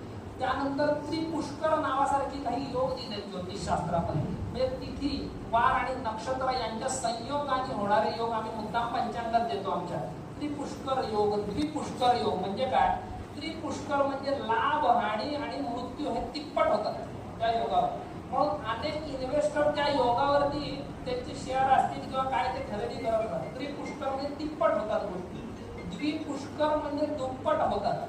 त्याचं गणित देऊन ठेवलेलं आहे. भद्रा तिथी जे असतात, भद्रा तिथी म्हणजे तुम्हाला माहिती आहे नंदा, भद्रा, जया, वित्त आणि पूर्णा हे तिथीचे 5 प्रकार आहेत. त्यातल्या भद्रा तिथी म्हणजे द्वितीया, सप्तमी, द्वादशी पाहिजे. त्रिपाद नक्षत्र जे आपल्याकडे दिले त्यातलं कुठलं तरी एक नक्षत्र पाहिजे आणि रविवार, शनिवार, मंगळवार या तिन्हीचा संयोग झाला तर त्रिपुष्कर योग. तसा द्विपुष्कर म्हणजे रविवार, शनिवार, मंगळवार सेम आहे, तिथी त्याच आहे, द्वितीया, सप्तमी, द्वादशी. आणि द्विपाद नक्षत्र म्हणजे मृग नक्षत्र, चित्रा नक्षत्र, धनिष्ठा ही द्विपाद आहेत. द्विपाद म्हणजे काय, एका राशीत 2 चरण, पुढच्या राशीत 2 चरण, ते द्विपाद. त्यांच्या संयोगाने द्विपुष्कर योग होईल. तर ह्या योगांचा तुम्ही रोजच्या जीवनात फायदा घेऊ शकता. सर्वार्थ सिद्धी, अमृत सिद्धी नावासारखे अत्यंत शुभ योग आहेत जे रेडीमेड आम्ही देशपांडे पंचांगात देतो. त्याचं कारण काय, ते काढत कोण बसणार रोज. त्याचा फायदा लोकांना असा होतो की त्या मुहूर्तावर कोणतंही कार्य केलं तर तुम्ही तुमच्याकडे कोणी जर विचारायला आले की मला एखादं कार्य करायचं, चांगली वेळ काढून तर त्या योगांचा फायदा तुम्हाला होतो. रवी योग नावाचा अत्यंत शुभ योग ज्योतिषामध्ये दिलेला आहे की तो दोष संघ विनाशक असं सांगितलं आहे. अनेक दोषांचं हरण करतो तो रवी योग सुद्धा आम्ही मुद्दाम देतो.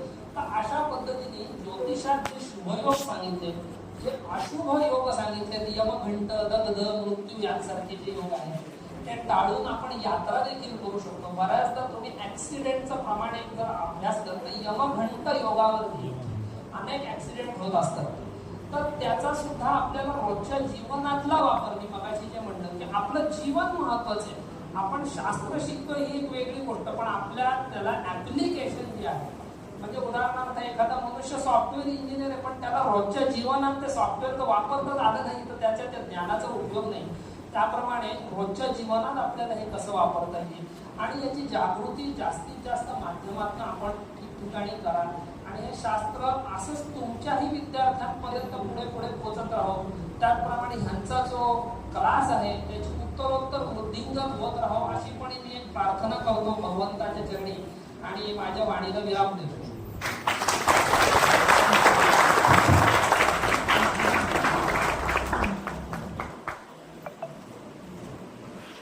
कोणा याबद्दल जर काही प्रश्न असतील तर तुम्ही विचारू शकता.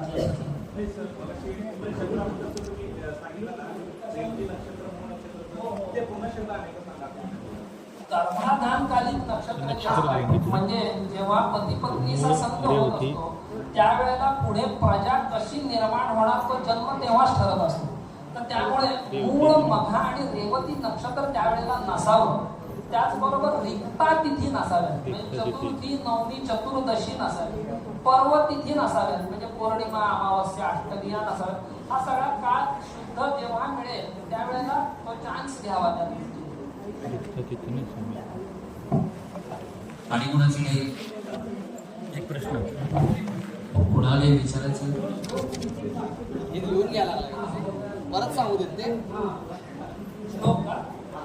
श्लोकला काय पाहिजे का? नक्षत्र बरोबर. मूळ गुरुचरित्रात तो ओवी मराठीत आले सांगतो, मूळ मघा रेवतीसी संगन करावा परियसी. त्यामुळे मूळ मघा रेवती त्यांनी संस्कृत ग्रंथातलंच ते उचललंय, मराठीमध्ये आपल्यापर्यंत पोहोचवलं.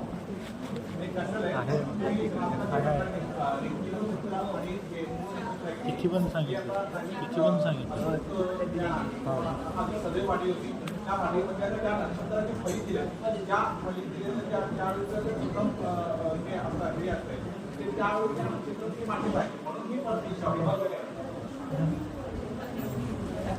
आणि एक प्रश्न होता. मोठ्यांदा बोला. गुरुजी नमस्कार. रोजच्या आता देशकाल कथनासाठी सूर्य जे काही आपण घेतो आता सध्या दक्षिणायन पंचांगामध्ये जरा बाकी सर्वांना विनंती आहे की थोडीशी शांतता बाळगा. नमस्कार. आपण पूजाविधी वगैरे ज्यावेळेस करतो त्यावेळेस देशकथनाचा जो काही संकल्प घेतो त्यावेळेस आता 17 जुलैपासून दक्षिणायन सुरू होणार आहे. आता सध्या उत्तरायण आहे, पण सौर उत्तरायण म्हणून आता काही पंचांगात दिलेलं आहे. तर आपण रोजच्या संकल्पामध्ये कशाचा उच्चार करायचा? चांद्रमानेनं घ्यायचं का सूर्यानुसार? ग्रीष्म ऋतू घ्यायचा का आता दुसरं घ्यायचं? आता काय होतं, सायन मानाने जेव्हा गणना होते, मी मगाशी सांगितलं पाश्चात्यांची सगळी पंचांग सायन मानाने, बरोबर. त्यामुळे त्यांचं सायन दक्षिणायन झालेलं आहे आधीच. बरोबर. आता 24 अंशाचा 8 अंशाचा फरक आहे सध्या चित्रा पक्षानुसार. तर आपल्याकडे शास्त्रात काय दिलंय, भानोर मकर संक्रांती षणमासा उत्तरायण कर्कादेस्तु तथैव स्यात् षणमासा दक्षिणायन. म्हणजे कर्क राशीत जेव्हा निर्यन प्रवेश होईल सूर्याचा तेव्हापासून ते दक्षिणायन आरंभ संकल्पात झाला पाहिजे. पण आता खगोलानुसार पाश्चात्य पद्धतीने अलीकडे दिलं जाते, पण ते शास्त्राला संबंध नाहीये. त्यामुळे संकल्पात उच्चार करताना 17 जुलैला जे होईल तेच घ्यायचं आपण. ते घ्यायला म्हणजे आता सध्या उत्तरायणाचं आहे. आहे. ठीक आहे, धन्यवाद.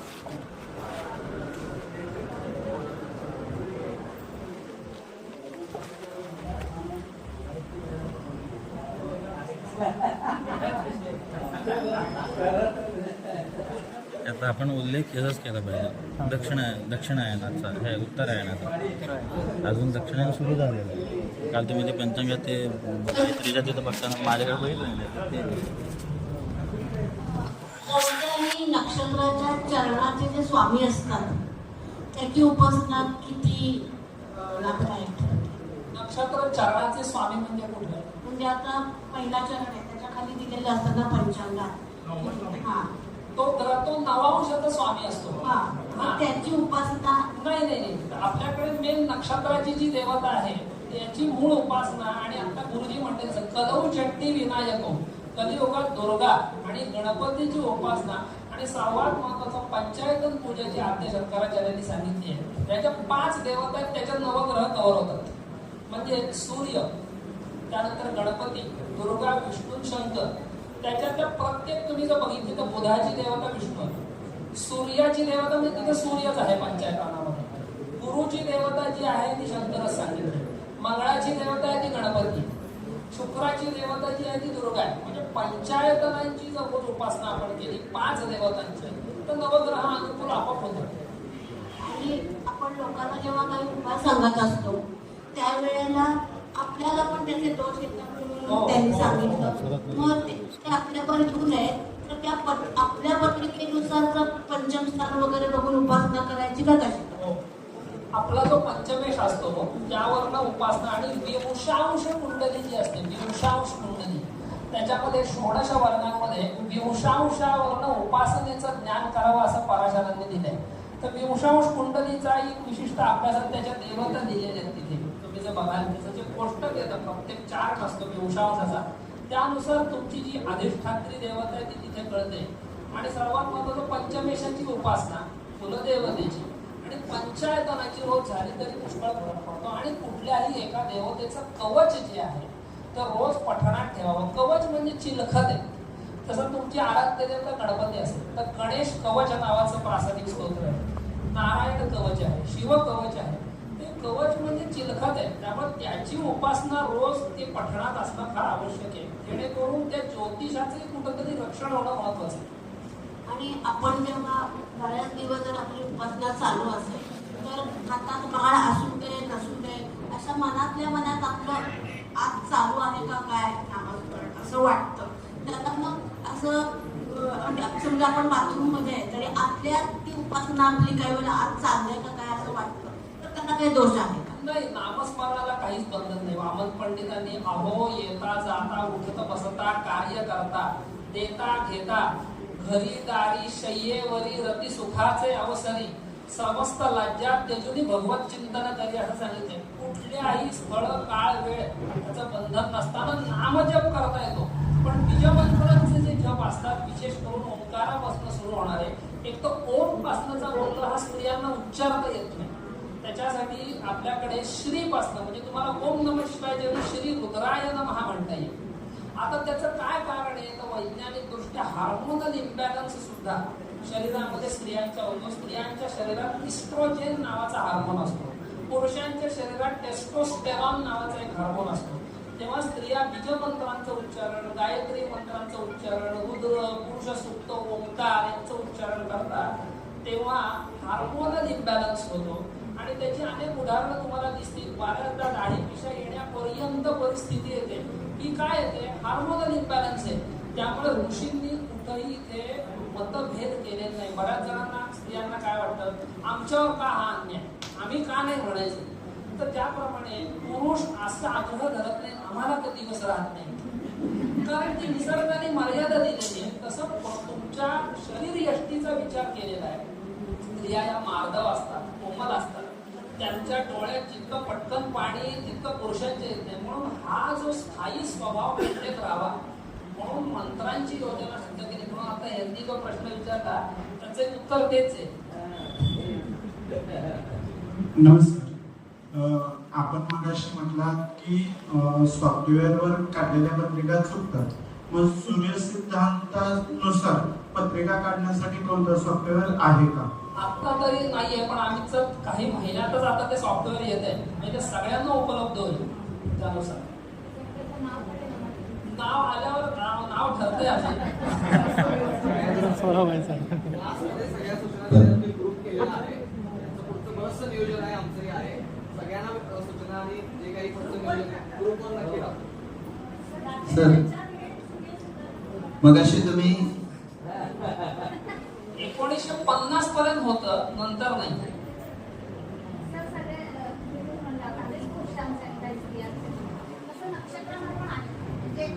पुराणोक्त मंत्र आहे.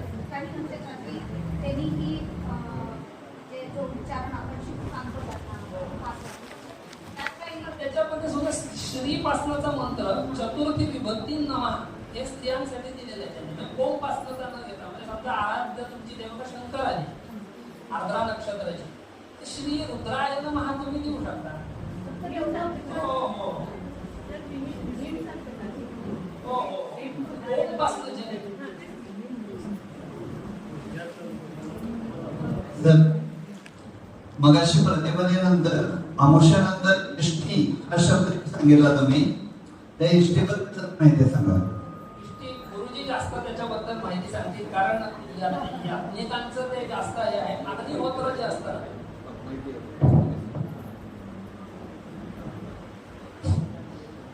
साधारणपणे 250 प्रकारच्या इष्टी असतात बरं का.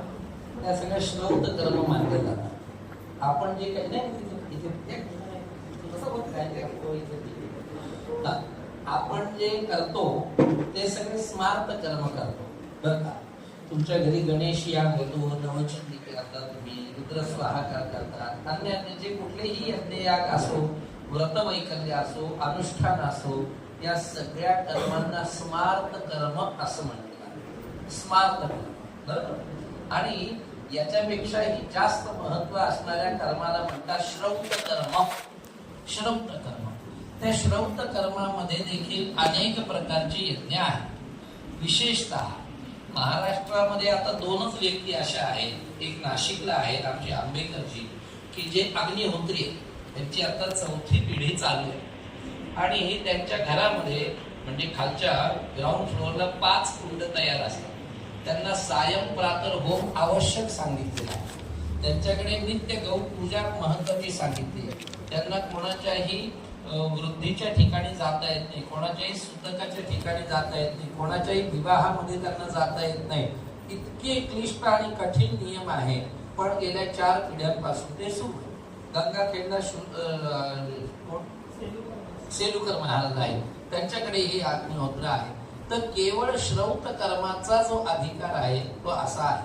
आता उद्या मला कोणी येऊन म्हणाले गुरुजी तुम्ही एवढे यज्ञ करतात, तर आम्हाला अश्वमेध यज्ञ करायचा आहे. अश्वमेध तू काय म्हणजे प्रभू रामचंद्र समजतो का की अश्वमेध यज्ञ करायचा नाही? मग त्यांनी केलं होतं आपण करायला काय हरकत नाही. मग गुरुजी एक काम करा, आम्हाला राजसूय यज्ञ करायचा.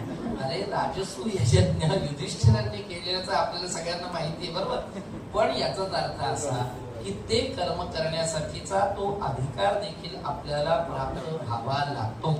म्हणून आम्ही कोणत्याही यज्ञ कर्मामध्ये पहिल्या दिवशी पहिल्यांदा प्रायश्चित्त कर्म करून घेतो यजमानांकडून. का प्रायश्चित्त कर्म? त्याचं कारणच असं आहे की देवो भूत्वा देवम यजे, शिवो भूत्वा शिवम यजे. आधी तुमच्यातला जो देव आहे, प्रत्येकाच्या आतमध्ये कोण आहे तर ईश्वर वास करतो. आणि प्रत्येकाच्या शरीरात अजून एक गोष्ट आहे, त्याला म्हणायचं पाप पुरुष बर का. आता ज्याच्यामध्ये पाप पुरुषाचा प्राबल्य जास्त आहे, आपण म्हणतो याच्यापासून 4 हात लांब राहा बरोबर. व्यक्तीच आहे ना, मनुष्यच आहे. आणि एखादी व्यक्ती रस्त्यात भेटली तरी आपण तिथेही वाकून नमस्कार करतो. ईश्वराचं प्राबल्य जास्त. लक्षात आलं? मग ते पाप पुरुषाचं दहन व्हायला हवं आणि ईश्वराचं प्राबल्य वाढायला हवं, याच्यासाठीच जे कर्म करावं लागतं ते म्हणायचं प्रायश्चित्त कर्म. लक्षात आलं का? मग विद्यारण्य सरस्वती स्वामीजींनी त्यांना काही इच्छा होती सिद्धी प्राप्त व्हावी, यासाठी म्हणून त्यांनी गायत्री पुरस्चरण केले. 24 लाखाचं गायत्री पुरस्चरण केल्यानंतर काही मिळालं नाही. त्यांना असं वाटलं की एकात नाही शक्य होणार, अजून एक करू. दुसरं केलं काही नाही, तिसरं केलं काही नाही. करता करता 24 लाखाचे 24 गायत्री पुरस्चरण केले. आणि मग मात्र आता त्यांना विरक्ती आली की आता सिद्धी पण प्राप्त होत नाही, काही मिळतही नाहीये, आता कशात मला रसही राहिले नाही. म्हणून त्यांना विरक्ती आली आणि जसं संन्यास घेतला, समोर प्रत्यक्ष माता गायत्री उपस्थित झाली. आता ती माता जेव्हा उपस्थित झाली तर यांना तर धारा सुरू झाली की वर्षानुवर्ष जिची मी उपासना अनुष्ठान केले ती आता उपस्थित झाली. तेव्हा मातेने विचारलं काय इच्छा आहे? म्हणे माते सगळं गणून गेलं, इच्छाच नाही आता काही. आता निरपेक्ष झालं, आता विरक्त झालो, आता संन्यासी झालो, आता सगळ्यातून उलट मी बाहेर पडलेलो आहे. पण मला एक प्रश्न आहे माते, की ती 1 नाही 2 नाही इतकी पुरस्चरण केली, मग तू पहिल्या 2-4 वेळेच्या याच्यातच का नाही आली आणि दर्शन दिलं? बरोबर. मग तेव्हा ती काही सिद्धी मागून घेतल्या असत्या ना, तेव्हा मातेने सांगितलं मागे वळून बघ, बर का. तर जेव्हा त्यांनी मागे वळून पाहिलं तर अनेक पर्वत जे आहे ते जळताना दिसले, बर का. सध्या म्हणे माते हे काय, तुझ्या जन्मजन्मांतरीच्या पापांच्या राशी सगळ्या भस्म झाल्या तुझ्या या पुरश्चरणाच्या माध्यमातून, हे लक्षात घे. आणि आपल्याकडून जी पाप होतात ती साधारणपणे 3 प्रकारची पाप असतात. एक कायिक पाप, कोणाची चूक असो नसो आपण त्याला मारझोड करणे, ते झालं कायिक पाप. दुसरं आहे ज्याच्यावर हात उचलण्याची हिंमत नाही मग आपण पुढचं पाप करतो, ते वाचिक पाप. त्याला शिवीगाळ करणे, आदवा कदवा बोलणे वगैरे, ते वाचिक पाप आहे. आणि त्याच्यापेक्षाही भयंकर पाप आपण करतो की ज्याच्याशी समोर आपल्याला हिंमत नाही काही बोलण्याची, मग आपण मानसिक पाप करतो. तिचं वाटोळं होऊन जाईल, तिचं असं होऊन जाईल, त्याचं तसंच होऊन जाईल वगैरे. याला काय म्हणायचं, मानसिक पाप. पण प्रत्येकाचे मात्र दोष तुम्हाला लागतातच. शास्त्र असं सांगतं की सकाळी कुठल्यापासून चूल पेटवेपर्यंत 5 पाप प्रत्येकाकडून घडतात. म्हणून म्हणजे जन्म प्रभृती यावत दिनपर्यंत किती पापांच्या राशी झालेल्या असतील. बरं त्यातही पुन्हा 3 प्रकार आहे, कायिक वाचिक मानसिक झाल्या. त्याच्यात 3 प्रकार कोणते. काही पाप स्वेच्छया, स्वतःच्या इच्छेनेच केले, माहितीये की मी करतोय ते चूक आहे पण तरी केल्या, त्याला म्हणायचं स्वेच्छया. दुसऱ्या प्रकारात आहे अनेच्छया, इच्छा नसताना पण मात्र हे खरंय माझ्याकडून चूक झाली, बरोबर. पण चूक झाली म्हणजे पाप लागते. विस्तव पडलेला आहे, तुम्ही जाणून बुजून त्याच्यावर पाय दिला चटका बसणार. अजाणतेपणाने पाय पडला तर विस्तव म्हणेल का नाही त्याचं काही लक्ष नव्हतं, चटका नको द्यायला, असं होईल का. नाही, तसं पापाच आहे. तुम्ही जाणून बुजून पाय दिला तरी पाप लागणार आहे, अजाणतेपणाने पाय पडला तरी चटका लागणार आहे. तर अनेच्छया. आणि तिसरा प्रकार असतो परेच्छया. परेच्छया म्हणजे दुसऱ्याच्यामुळे मला ते करणं भाग पडलं, माझी इच्छा नव्हती का, पण मला माहिती होतं मी जे करतोय ते चूक आहे, पण हे माझ्यासाठी नाही त्याच्या फायद्यासाठी, पण ते परेच्छया, तर ते देखील पाप आहे. म्हणून आपल्या धर्मामध्ये कुठल्याही आपल्या कर्मामध्ये सगळ्यात मोठं महत्व कशाचं आहे, किंवा कुठलेही संस्कार तुम्ही घ्या, मग गर्भाधान पुंसवन सीमंतोन्नयन जातकर्म नामकर्म निष्क्रमण अन्नप्राशन चूडाकरण कर्णवेद उपनयन वेदारंभ केशवंत समावर्तन विवाह अंत्येष्टी, या सगळ्या संस्कारांमध्ये एक गोष्ट मात्र कॉमन आहे. कोणती माहिती, गाय. हा, प्रत्येक संस्कारांमध्ये किंवा प्रत्येक प्रायश्चित्तामध्ये गायीचा संबंध आलेलाच. गोमूत्र प्राशन करा. गुरुजी तुम्हाला प्रायश्चित्तात काय देतात, पंचगव्य. पंच म्हणजे 5, गव्य म्हणजे गायीचं. गायीच्या 5 गोष्टी कोणत्या, गोमूत्र, शेण, दूध, दही, तूप. या 5 गोष्टी एकत्र करून गुरुजी तुम्हाला देतात. मग ते आपण घेतच नाही. पळीभर दिलं तरी काही काही लोक तर इतके हुशार असतात, इथे मुक्का घेतात आणि इथे चोख, जे इतके हुशार असतात आणि जे तोंडाला जिभेला लावतात ते चेहरा बघण्यासारखा असतो, तेच मात्र नको नको ते औषधं तुम्ही बाटल्यांमधून पैसे घेतात, ते मात्र बरोबर की नाही. तर सांगण्याचा उद्देश असा की गायीच्या बद्दल काय बोलावं, गावो विश्वस्य मातरा. गाय ही काही हिंदू धर्मियांची माता नाही. ज्या ज्या वेळेला या पृथ्वीवर अत्याचार अनाचार भ्रष्टाचार घडले त्या त्या वेळेला ही पृथ्वी गायीच्या रूपात भगवंताकडे गेली. यदा यदा ही धर्मस्य ग्लानिर्भवति भारत अभ्युत्थानम धर्मस्य तदात्मानं सृजाम्यहम्. आता तुमची गरज आहे, या अवतार घ्या. तेव्हा कुठे वामन भगवान आले, तेव्हा कुठे मर्यादा पुरुषोत्तम प्रभू रामचंद्र आले, तेव्हा कुठे आमचे योगेश्वर भगवान श्रीकृष्ण आले. त्यांना आणण्याला कारणीभूत कोण, गाय. गायीने असं म्हटलं का की फक्त हिंदूंचं रक्षण करा, कारण तेव्हा दुसरे धर्मच नव्हते, तेव्हा फक्त सनातन वैदिक हिंदू धर्म आणि मुस्लिम धर्म 2100 वर्षापूर्वीचा, ख्रिश्चन धर्म त्याच्या 5 वर्ष आधीचा, बरोबर की नाही. म्हणजेच काय की हे बाकीचे सगळे धर्म सगळे पंथ हे नंतरचे, या सनातनच्या शाखा खरं तसं पाहिलं तर त्याच्यामुळे आपल्या सगळ्या कुठल्याही कर्मामध्ये सगळ्यात महत्व असतं ते म्हणजे गायीचं. म्हणजे तुम्हाला मी सांगतो अगदी छोटस उदाहरण, आम्ही पुराणातलं एक उदाहरण देतो की गायीच्या शरीरात 33 कोटी देवी मान्य. 2 देवींना उशीर झाला आणि त्या 2 देवी म्हणजे सरस्वती आणि लक्ष्मी. बरं का. त्या दोघी जणी आल्यानंतर गायीने सांगितलं हाऊसफुल, आता जागाच नाही तुम्हाला. तर सरस्वती लक्ष्मी म्हणे बाई असं करू नको, सगळ्यांना सामावून घेत नाही, आम्हाला कुठेतरी सामावून घे. कुठे राहाल, कुठे जागाच नाही शिल्लक. म्हणजे अगदी पायाच्या खुरापासून शिंगाच्या टोकापर्यंत शेपटीच्या टोकापासून सगळे देव राहिले जातात, तुम्हाला जागा नाही. हा, तुम्हीच जागा सांगा, तिथे तुम्ही निवास करा. तेव्हा सरस्वतीने सांगितलं मी तुझ्या मूत्रामध्ये वास करीन. लक्षात आलं? म्हणजे सरस्वतीचा वास कुठे आहे? गायीच्या मूत्रामध्ये. आता सरस्वतीचा नंबर लागून गेला, लक्ष्मी अजूनच घाबरली, आता माझा नंबर कुठे? तेव्हा लक्ष्मी म्हणाली की मी तुझ्या शेणामध्ये वास करीन, म्हणजे गोमयामध्ये. लक्षात घ्या बरं. मी ज्यावेळेला लहानपणी 8 वर्षाचा असताना गुरुजींकडे जायचो, त्यांच्याकडे 3 गायी 2-3 वासरी अशा सगळ्या असायचं. मला त्यांची सेवा माझ्याकडे होती. रोज सकाळी उठायचं, नंतर अध्ययन झालं की तिथे जायचं, गोठ्यामध्ये खराटा घ्यायचं, सगळं शेण काढायचं, सगळ्या पाट्या भरून बाहेर ठेवायचं. हे सगळं करत असताना काय व्हायचं की पटकन एखादी गाय मूत्र द्यायला सुरुवात करायची. तर एवढ्या सगळ्या गायी असायच्या, त्या मूत्र द्यायला लागायच्या. तर तिथे मी स्टीलचा एक पंपर ठेवलेला, पिला असा तिथे ठेवलेला, की गाय मूत्र द्यायला लागली की पटकन ते घ्यायचं, तिथल्या तिथे लगेच तो पंपर भरायचा, तिथेच गटागटा कोमट गोमूत्र पिऊन घ्यायचं. तिथे नळच होता, नळाने ते विसळायचं, लगेच तिथे ठेवून द्यायचं. असं सलग 2 वर्ष केले. आपला बालक अत्यंत बुद्धिमान, प्रखर बुद्धिमान आणि त्याची ही स्मरणशक्ती उत्तम व्हावी असं जर वाटत असेल, हे प्रत्येक मातेला वाटणारच, स्वाभाविक आहे. तर समजायचं हे शंख नको पुष्पी नको, तुम्ही फक्त रोज एवढा प्रयोग करून बघा, वर्षभर त्याला रोज ताजं गोमूत्र पाजत चला. मुळात आईलाच किळस वाटते, ती काय पाजत त्या पोराला, बरोबर की नाही? तर त्याच्यामुळे ते करून बघा. दुसरी गोष्ट, शेणामध्ये आम्ही म्हणतो लक्ष्मीचा वास आहे. तुम्ही आता घरामध्ये एवढं इंटिरियर करतात, कोटी कोटी रुपयांचे इंटिरियर करतात, आनंद आहे. पण मात्र पूर्वीची जी घरं गावाकडची सारवली जायची, तिथे खऱ्या अर्थाने लक्ष्मीचा वास आहे. तुमच्या शहरांमध्ये 2 लोक जरी दुपारी 12-1 वाजता आले तर ती इथून अशी बघते तर कपाळाला आठ्या, बापरे हे गावाकडून आले आता, तर यांच्या जेवणाची काय सोय, राहतील कुठे, काय काय काय. का गं बाई, 2 कोटीचा फ्लॅट आहे ना तुझा, तरी तिला प्रश्न. तेच गावाकडे जाऊन तुम्ही 15 दिवस राहा मनसोक्त, कशाची कमी पडत नाही, घरं सारवलेली आहे. तर हे लक्षात घ्या.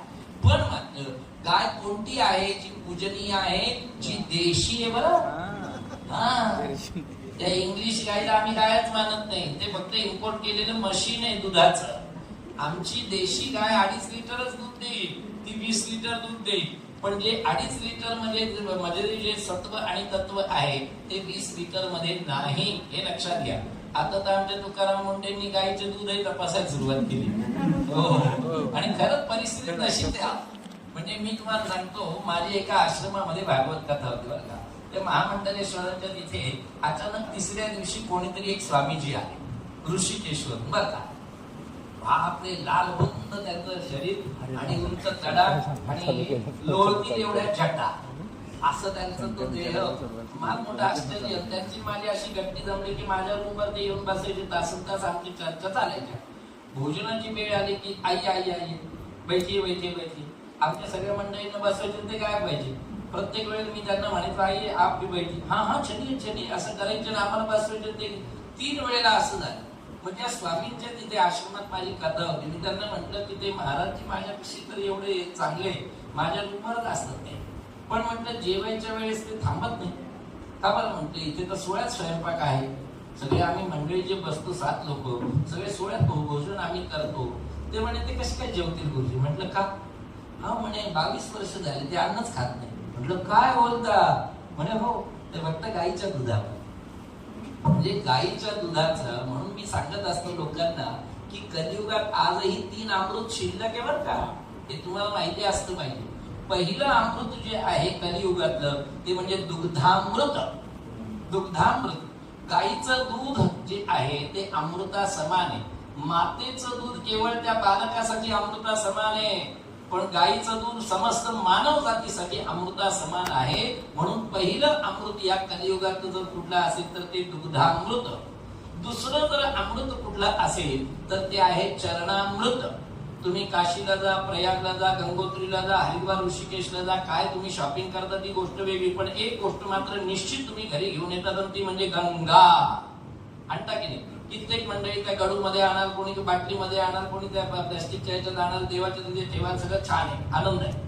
त्या गंगा जलाची विशेषता अशी की ती तुम्ही भरून ठेवा, 5 वर्ष लागले तरी सुद्धा त्याला कीड पडत नाही, नाळी लागत नाही. ही गंगा जलाची विशेषता आहे.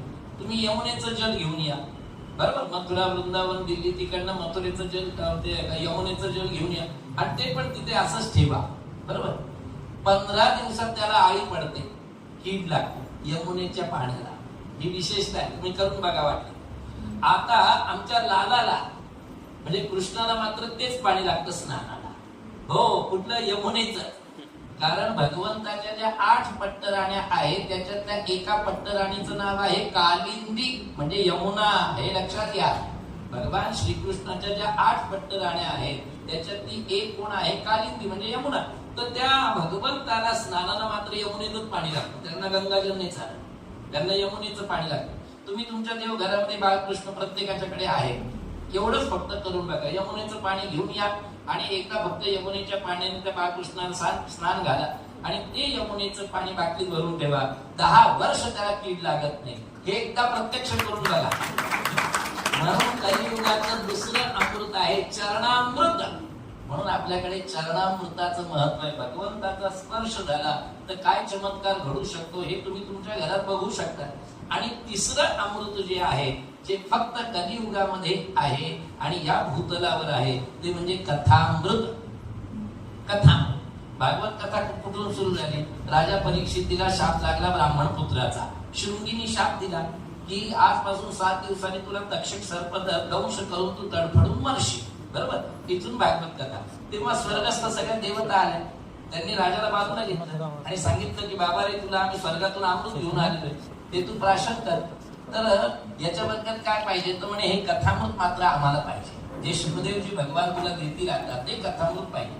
तर म्हणे गुरुदेवांना विचारून घेतले. शुकदेवांकडे गेले, म्हणे ते सगळे देव आले. म्हणे हो, पाहिजे मी त्यांना. तर का बरं? तर म्हणे ते स्वर्गातून अमृत घेऊन आलेले. तर म्हणे तुझी इच्छा, ते अमृत घ्यायचं तर ते घे. नाही म्हणे मला फरक काय दोघांमधला ते सांगा, पहा बरं काय का. तेव्हा शुकदेव भगवंत असं बोलले की स्वर्गस्थ अमृत प्राशनाने व्यक्ती दीर्घजीवी होतो. काय होतो? दीर्घजीवी. आणि कथामृताचं पान जो करेल त्याचं जीवन दिव्य जीवी होतो. तुला दिव्य जगायचंय का दीर्घ जगायचंय हे तू ठरवायचंय. राजाने सांगितलं मला दीर्घ नाही जगायचं, मला दिव्य जगायचंय. मला 7च दिवस जगायचंय, पण वाघासारखं किडामुंगी सारखं मला 700 वर्ष जगायचंच नाहीये. तर सांगण्याचा उद्देश असा की हे कथामृत फक्त इथे भूतलावर आहे. म्हणून भगवान मर्यादा पुरुषोत्तम प्रभू रामचंद्र ज्या वेळेला अवतार कार्य संपवून गेले, शरयूमध्ये त्यांनी आपला देह ठेवला, त्यावेळेला असं म्हणतात की अयोध्येमध्ये किडामुंगी पासून प्रत्येक झाडांना आणि प्रत्येक पशु पक्ष्यांना सगळ्यांना वैकुंठाची प्राप्ती करून दिली प्रभूंनी, सगळ्यांना. म्हणून जगातली पहिली राजधानी जर कोणती असेल तर ती अयोध्या नगरी आहे. जगातली पहिली राजधानी आहे. आज आम्हाला रामजी म्हणून अयोध्या माहिती बघतात, पण रामजींच्या 23 पिढ्या आधी अयोध्या नगरी बसवलेली सूर्यवंशातल्याच राजाने. लक्षात घ्या बरं. तर या रामजींनी सगळ्यांना किडामुंगी पासून सगळ्यांना मुक्ती दिली, वैकुंठात घेऊन गेले. पण 3 जण काही गेले नाही. या 3 जणांना रामजींनी विचारलं होतं येतो का? तर त्याच्यातला पहिला होता विभीषण. विभीषणाला विचारलं का रे, म्हणे येतो का? मी चाललोय वैकुंठात. तर म्हणे तुम्ही प्रभू वैकुंठात चालले? म्हणे हो, पण म्हणे मला इच्छा राज्य करण्याची. बोला, तू लंकेचं राज्य कर. आणि असं म्हणून विभीषण लंकेचंच राज्य करायला त्याला ती इच्छा म्हणून त्याला ते राहू दिलं. दुसरं विचारलं जांबवानाला. जांबवान माहिती तुम्हाला? रामायणात ते अस्वला राहतो. तर ते जांबवानाला कमी समजू नका. रामजींच्या आधीचे 3 अवतार ज्यांनी बघितले ते जांबवान होते. तर जांबवानाला विचारलं की काका तुम्ही येता का? मी निघालो आता वैकुंठामध्ये, मला सगळ्यांनाच वैकुंठ घेऊन जायचंय, तुम्ही येत असाल तर तुम्ही चला. तेव्हा जांबवान असं म्हणाले की प्रभू एकच इच्छा आहे, आधीचे 3 अवतार मी तुमचे अनुभवले, आज तुमचाही अवतार मी प्रत्यक्ष अनुभवतो आहे, अजून पुढचा एक अवतार मला तुमचा बघायचा आहे, मगच मी येईल, तोपर्यंत येत नाही. म्हणून कृष्ण अवतारामध्ये जांबवानाबरोबर 23 दिवस बाहुयुद्ध झालंय कृष्णाचं स्यमंतक मणीमुळे. आणि मग त्यांना प्रत्यक्ष रामजी दिसले कृष्णामध्ये आणि मग पाय धरले की प्रभू कमाल आहे, शब्द पाळणारे तुम्हीच, आणि म्हणून पुढच्या अवतारामध्ये सुद्धा तुम्ही दर्शन दिलं, म्हणून जांबवान नाही गेले.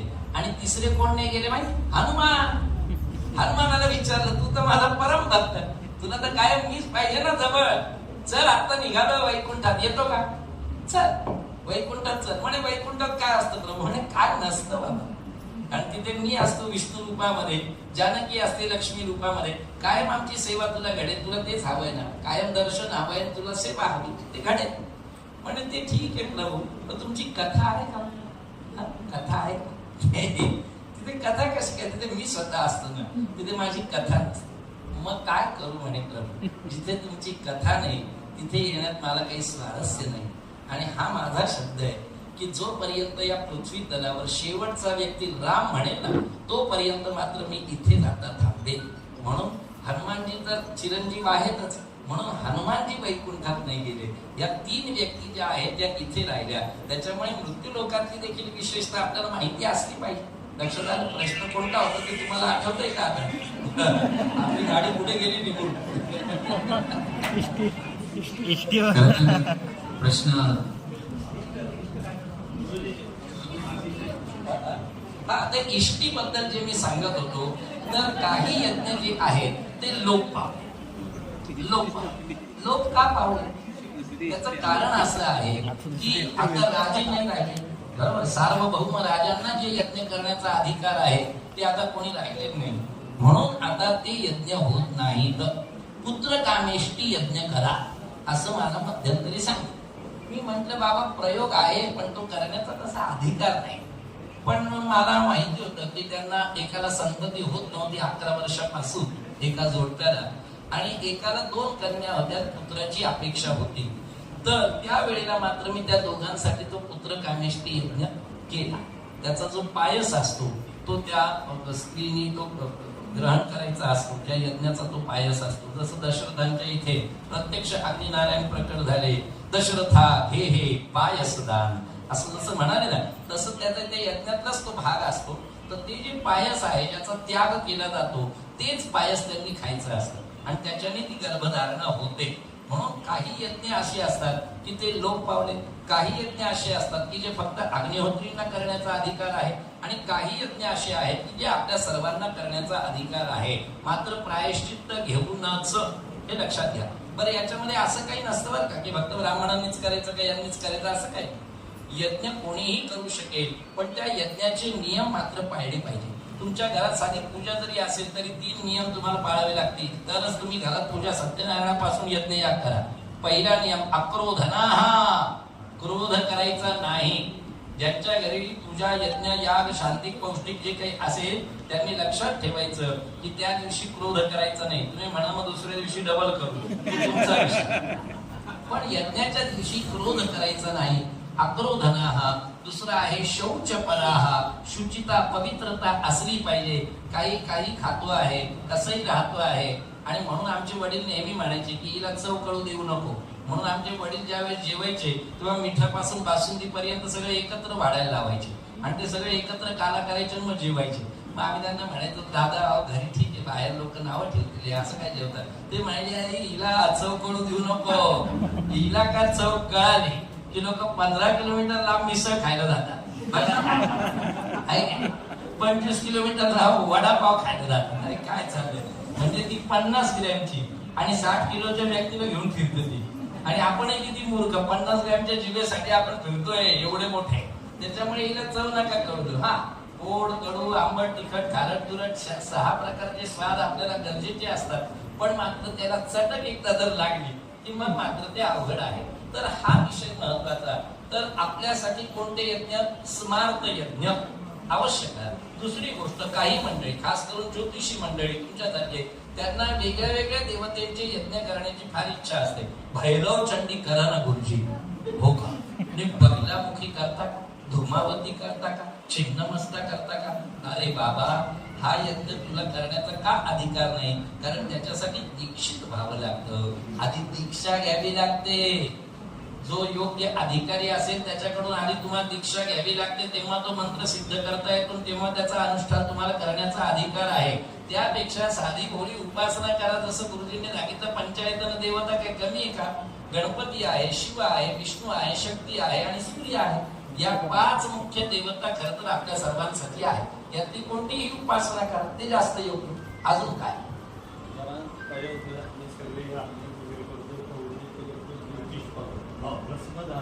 संध्या करायची टाळतो, त्याचं महत्व सगळ्यांना पटवून सांगावं ही विनंती.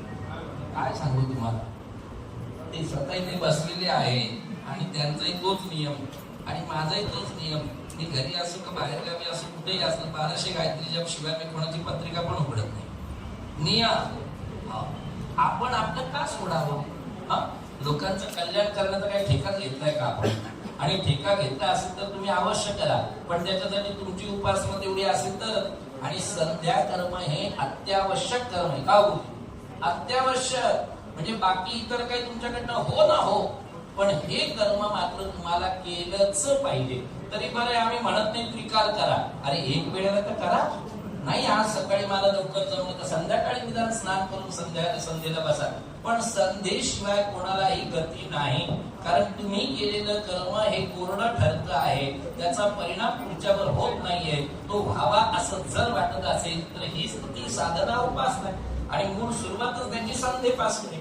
त्याच्यामुळे खास करून पौरोहित्य करणाऱ्या मंडळींसाठी माझं हे सांगणं आहे की त्यांनी संध्या आणि गायत्री हे सोडता कामा नये, हे लक्षात घ्या. अजून काय? एकादशी जोडायची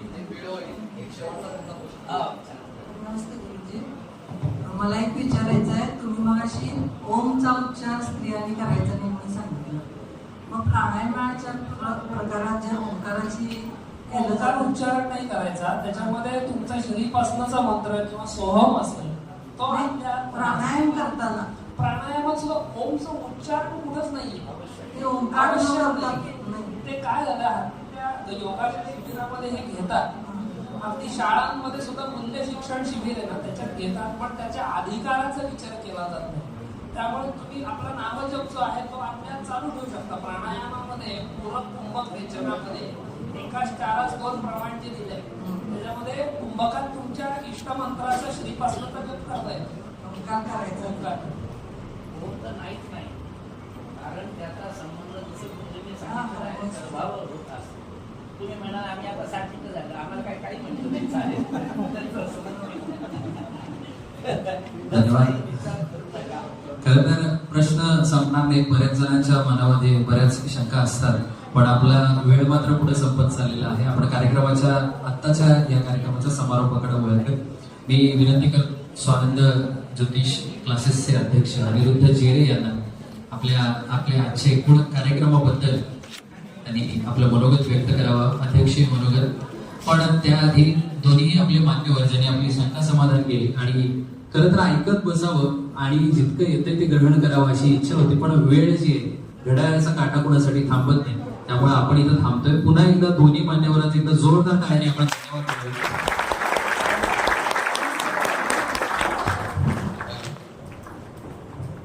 वेळ किती महत्वाची आहे हे आपल्या सगळ्यांना माहिती आहे. ज्ञान ग्रहण झालेलं आहे, आता अन्नग्रहणाचे वेध सगळ्यांना लागलेले आहेत. त्यावेळेला माझ्याकडे माहिती दिलेलं आहे, त्याची जाणीव आहे मला. पण मी 2 टायमिंग दिलेलं, बरोबर 10-15 मिनिटं शिल्लक आहे. म्हणजे वेळ आपली वर सरकलेली नाही आणि अतिशय वेळ म्हणजे मलाही वाटलं नव्हतं. मला भीती वाटत होती तर दोघं बोलणार आणि कुणाला म्हणायचं तुम्ही जरा कमी बोला आणि तुम्ही जरा जास्त बोला, हे मला एवढं बर्डन आलेलं. मी आज हॉटेलमधनं आणताना वेळ ठरवली, तोपर्यंत त्यांना सांगितलं नव्हतं की तुम्ही एवढं बोला आणि तुम्ही तेवढं बोला. त्यांनाच विचारलं की तुम्ही काय ठरवलंय आणि ते चेंडू माझ्याकडे टाकत होते. पण मी दोघांनी ते आम्ही चांगलं निभावलं. आणि सगळ्यात महत्वाचं म्हणजे स्वानंद ज्योतिष क्लासेस विषयी आज आजचा दिवस हा आपण बघतोय. बाबा गेल्यापासून 2019 सालापासून 1 जानेवारी 2019 पासून खऱ्या अर्थानं जबाबदारी माझ्यावर पडली. आणि अगदी खरं सांगायचं तर माझं म्हणजे मी फार काही इन्व्हॉल्व नव्हतो, पण बाबा गेल्यानंतर इन्व्हॉल्व व्हावं लागलं. इतकं व्हावं लागलं की माझी आवड वेगळी होती. आमचं काल बोलणं झालं, नाटक वगैरे हे सगळं म्हणजे माझी इच्छा आहे, सगळं आहे, पण एवढं वाढवून ठेवलंय पुढं. आणि करण्यामागचं एकमेव कारण आहे म्हणजे मी आईलाही कन्व्हिन्स करू शकतो की मी काहीतरी दुसरं बघतो. पण विद्यार्थी ही गोष्ट अशी आहे की मला गप्प बसूच देत नाही. आणि हे जे काही घडतंय ह्याचं एकमेव कारण विद्यार्थी आहेत, विद्यार्थी पाठीशी आहेत. आणि मला वाटलं की बाबा गेल्यावरती मला एवढं सांभाळणार नाहीत, एवढं महत्व देणार नाहीत. पण अगदी खरं सांगतो, आजच्या दिवसापर्यंतच्या प्रवासात विद्यार्थ्यांमुळं हा दिवस आपण बघतो. त्यामुळं माझी जबाबदारी आणि वाढली. आणि मग मी विचार करायला लागलो की आता आपलं हे क्षेत्र आहे. आणि मग मला आठवण झाली की श्रीकृष्ण सरकारदारांनी बाबांना सांगितलेलं की तुझा मुलगा तुझा व्यवसाय उत्तमरित्या पुढे चालू आहे. आणि मी ते डिनाय करत होतो की नाही, मला नाही एवढं काय हे करायचं नाही. पण परिस्थितीच अशी निर्माण झाली की माझ्यासमोर पर्याय झोपला. आणि पहिल्यांदा माहिती आपलं पहिलं पदवीदान समारंभ झालं. बापट गुरुजी, आपल्या सांगलीतले येळावीकर गुरुजी यांनी आपल्याला आशीर्वाद दिला. त्यानंतर मोहन दाते आलेले, आणि आता वगैरे गुरुजी असतील आणि देशपांडे गुरुजी असतील. तर ह्यांचे आशीर्वाद आपल्याकडे आहेत म्हणून आपण हा कार्यक्रम करतोय. हे विनंतीला मान देऊन येतात, आणि नुसतं येतात नाही तर कुठलाही हातचा न ठेवता आपल्याला सर्व सांगतात. म्हणजे आता आम्हाला थांबवावं लागलं की थांबा थांबा थांबा थांबा. नाहीतर हल्ली काय झालंय, पुरस्कारजीवी संस्था निर्माण झाल्या. म्हणजे आता ते म्हणले की हा फक्त कागद न राहता तुम्ही ज्ञानानं समृद्ध झालाय लोकांना दिसलं पाहिजे. तुमच्या वागण्यातनं, बोलण्यातनं, तुमच्या उपासनेतनंही दिसलं पाहिजे. नाहीतर हा नुसता कागदच राहणार आहे. आता बघा, तुम्हाला ते बिल्ला दिलाय मी, कागदी बिल्ला, तो आता 5 मिनिटात कुपन होणार आहे. ते दाखवल्यावर जे भोजन व्यवस्था होणार आहे. आता मी बिझनेस मध्ये असल्यामुळे मला हे आयडिया यायला लागल्या. पण सांगण्याचं तात्पर्य की तो कागद न राहता, आपली पदवीदान हा फक्त कागद न राहता आपल्या ज्ञानातनं, वागण्यातनं, बोलण्यातनं दुसरी म्हणली पाहिजे की तू कोणीतरी ज्योतिषी आहेस, तू कोणीतरी अमुक आहेस, तू कोणीतरी पहिल्यापेक्षा बदललायस, तुझ्यातला राग कमी झालाय. जसं गुरुजी म्हणाले तसं आपल्याकडे लक्ष द्यायला आपल्याला वेळच नाही. अगदी खरं. म्हणजे व्यायाम सुद्धा किती लोक करतात मला माहिती नाही, कारण खूप आहे, पण ते होत नाही. आणि मोठं व्हायचं असेल तर एकमेव आहे, म्हणजे सगळ्यांनी मान्य केलं, मोठे बिझनेसमॅन असतील काय, डिसिप्लिन. तुम्ही तुमचे नियम, तुमच्या उपासना ह्या फिक्स करा, थोडा वेळ घ्या, पण त्या कंटिन्यू करण्याचं तुम्ही ठरवा. आणि आजपासून संकल्प करा कोणी जर ठरवलं नसेल तर. बाबा नेहमी म्हणायचे की ज्योतिषशास्त्रातनं जेव्हा संपन्न होऊन तुम्ही व्यवसाय म्हणून बघता तेव्हा आपदाम परताम आणि मनोजम मारुततुल्य वेगम. तर हे 2 मंत्र 11 वेळा आणि 13 वेळा असं रोज जेव्हा पहिल्या दिवशी तुम्ही क्लासला येतात तेव्हापासून सुरू करा.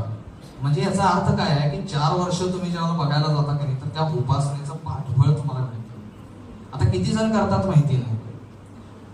दुसरी गोष्ट, वेळ फार कमी आहे त्यामुळं फार मला बोलता येणार नाही. दुसरी गोष्ट, स्वानंद ज्योतिष क्लासेसचं पुढचं नियोजन.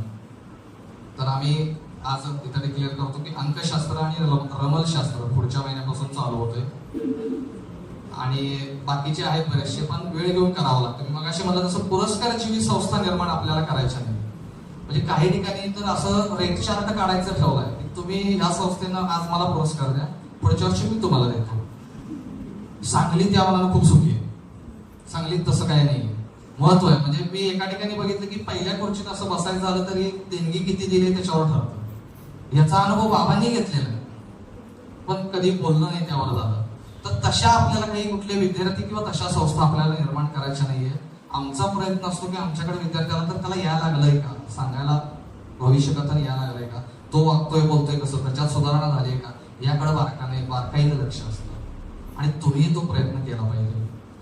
दुसरी महत्वाची गोष्ट, आपलं अधिवेशन बाबा गेल्यापासून झालेलं नाही. शेवटचं बहुतेक औदुंबरला झालेलं होतं, त्यानंतर अधिवेशन झालेलं नाहीये. पण स्ट्रगल मध्येच एवढा वेळ गेला. ही संस्था इथपर्यंत आता उभी करण्यामध्ये इतका वेळ गेला आणि इतकं काही संकट म्हणा किंवा काय, इतक्या सगळ्यांना पेलून उभं राहताना बराच वेळ गेला आणि काही विचार करायला वेळही मिळाला. पण आता माझी राहूची दशा, महादशा संपत आलेली आहे. त्यामुळं आता आहे यापेक्षा कितीतरी पटीनं संस्था पुढे नेण्याचा प्रयत्न मी आणि आपण विद्यार्थी ह्या जोडीनं आपण करायचा आहे. आणि पुढच्या वर्षी 2027ला 1 आणि 2 जानेवारीला ज्योतिष संमेलन, ज्योतिष अधिवेशन होणार आहे. ते स्थळ, ठिकाण आणि त्याचं काय स्ट्रक्चर असेल तर हे आपण नंतर आम्ही ते सगळं सगळ्यांना सांगणार आहे. आणि गुरुजी म्हणले तसं मी कालपासून ठरवत होतो की पुन्हा कोणाला बोलवायचं वक्त्यांना, पण आता हे म्हणल्यावरती मला लक्षात आलं की पुन्हा कोणाला नाही, कोणाला पेक्षा फार कमी लोकांना बोलवायचं, पण त्यांना वेळ खूप द्यायचा. हे खरंच आहे. पण आपण काय करतो की मी 4 जणांना बोलवलं, मी 10 जणांना बोलवलं, यात संस्थेचं मान उंच जाती, संस्था नावारूपाला येत असेल, पण लोकांना काय मिळतं? कारण फार कमी आता बऱ्याच जणांचे प्रश्न राहिले. म्हणजे मी म्हणलं आता 1 जानेवारी 2 जानेवारी आता दुसरे वक्ते बोलूया, आता ह्याला झालं की पण आता उद्यापासून फोन करायला चालू करतील बघा. त्यामुळे ह्यांना पुन्हा बोलवावं लागणार आहे.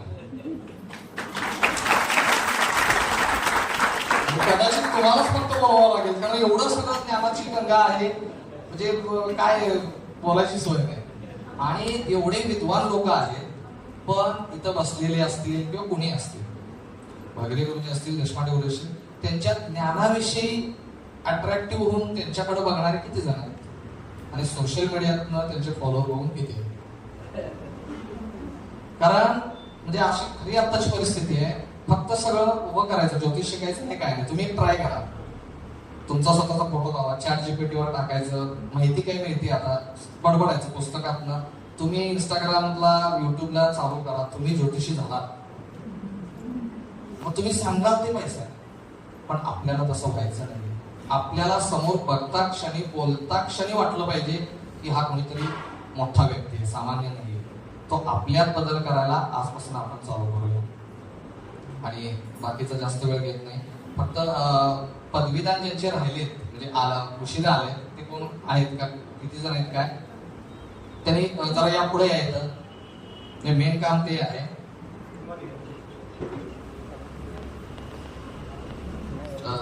बघा कुठल्या वर्षीच राहिले बघा, मला नाव घ्या.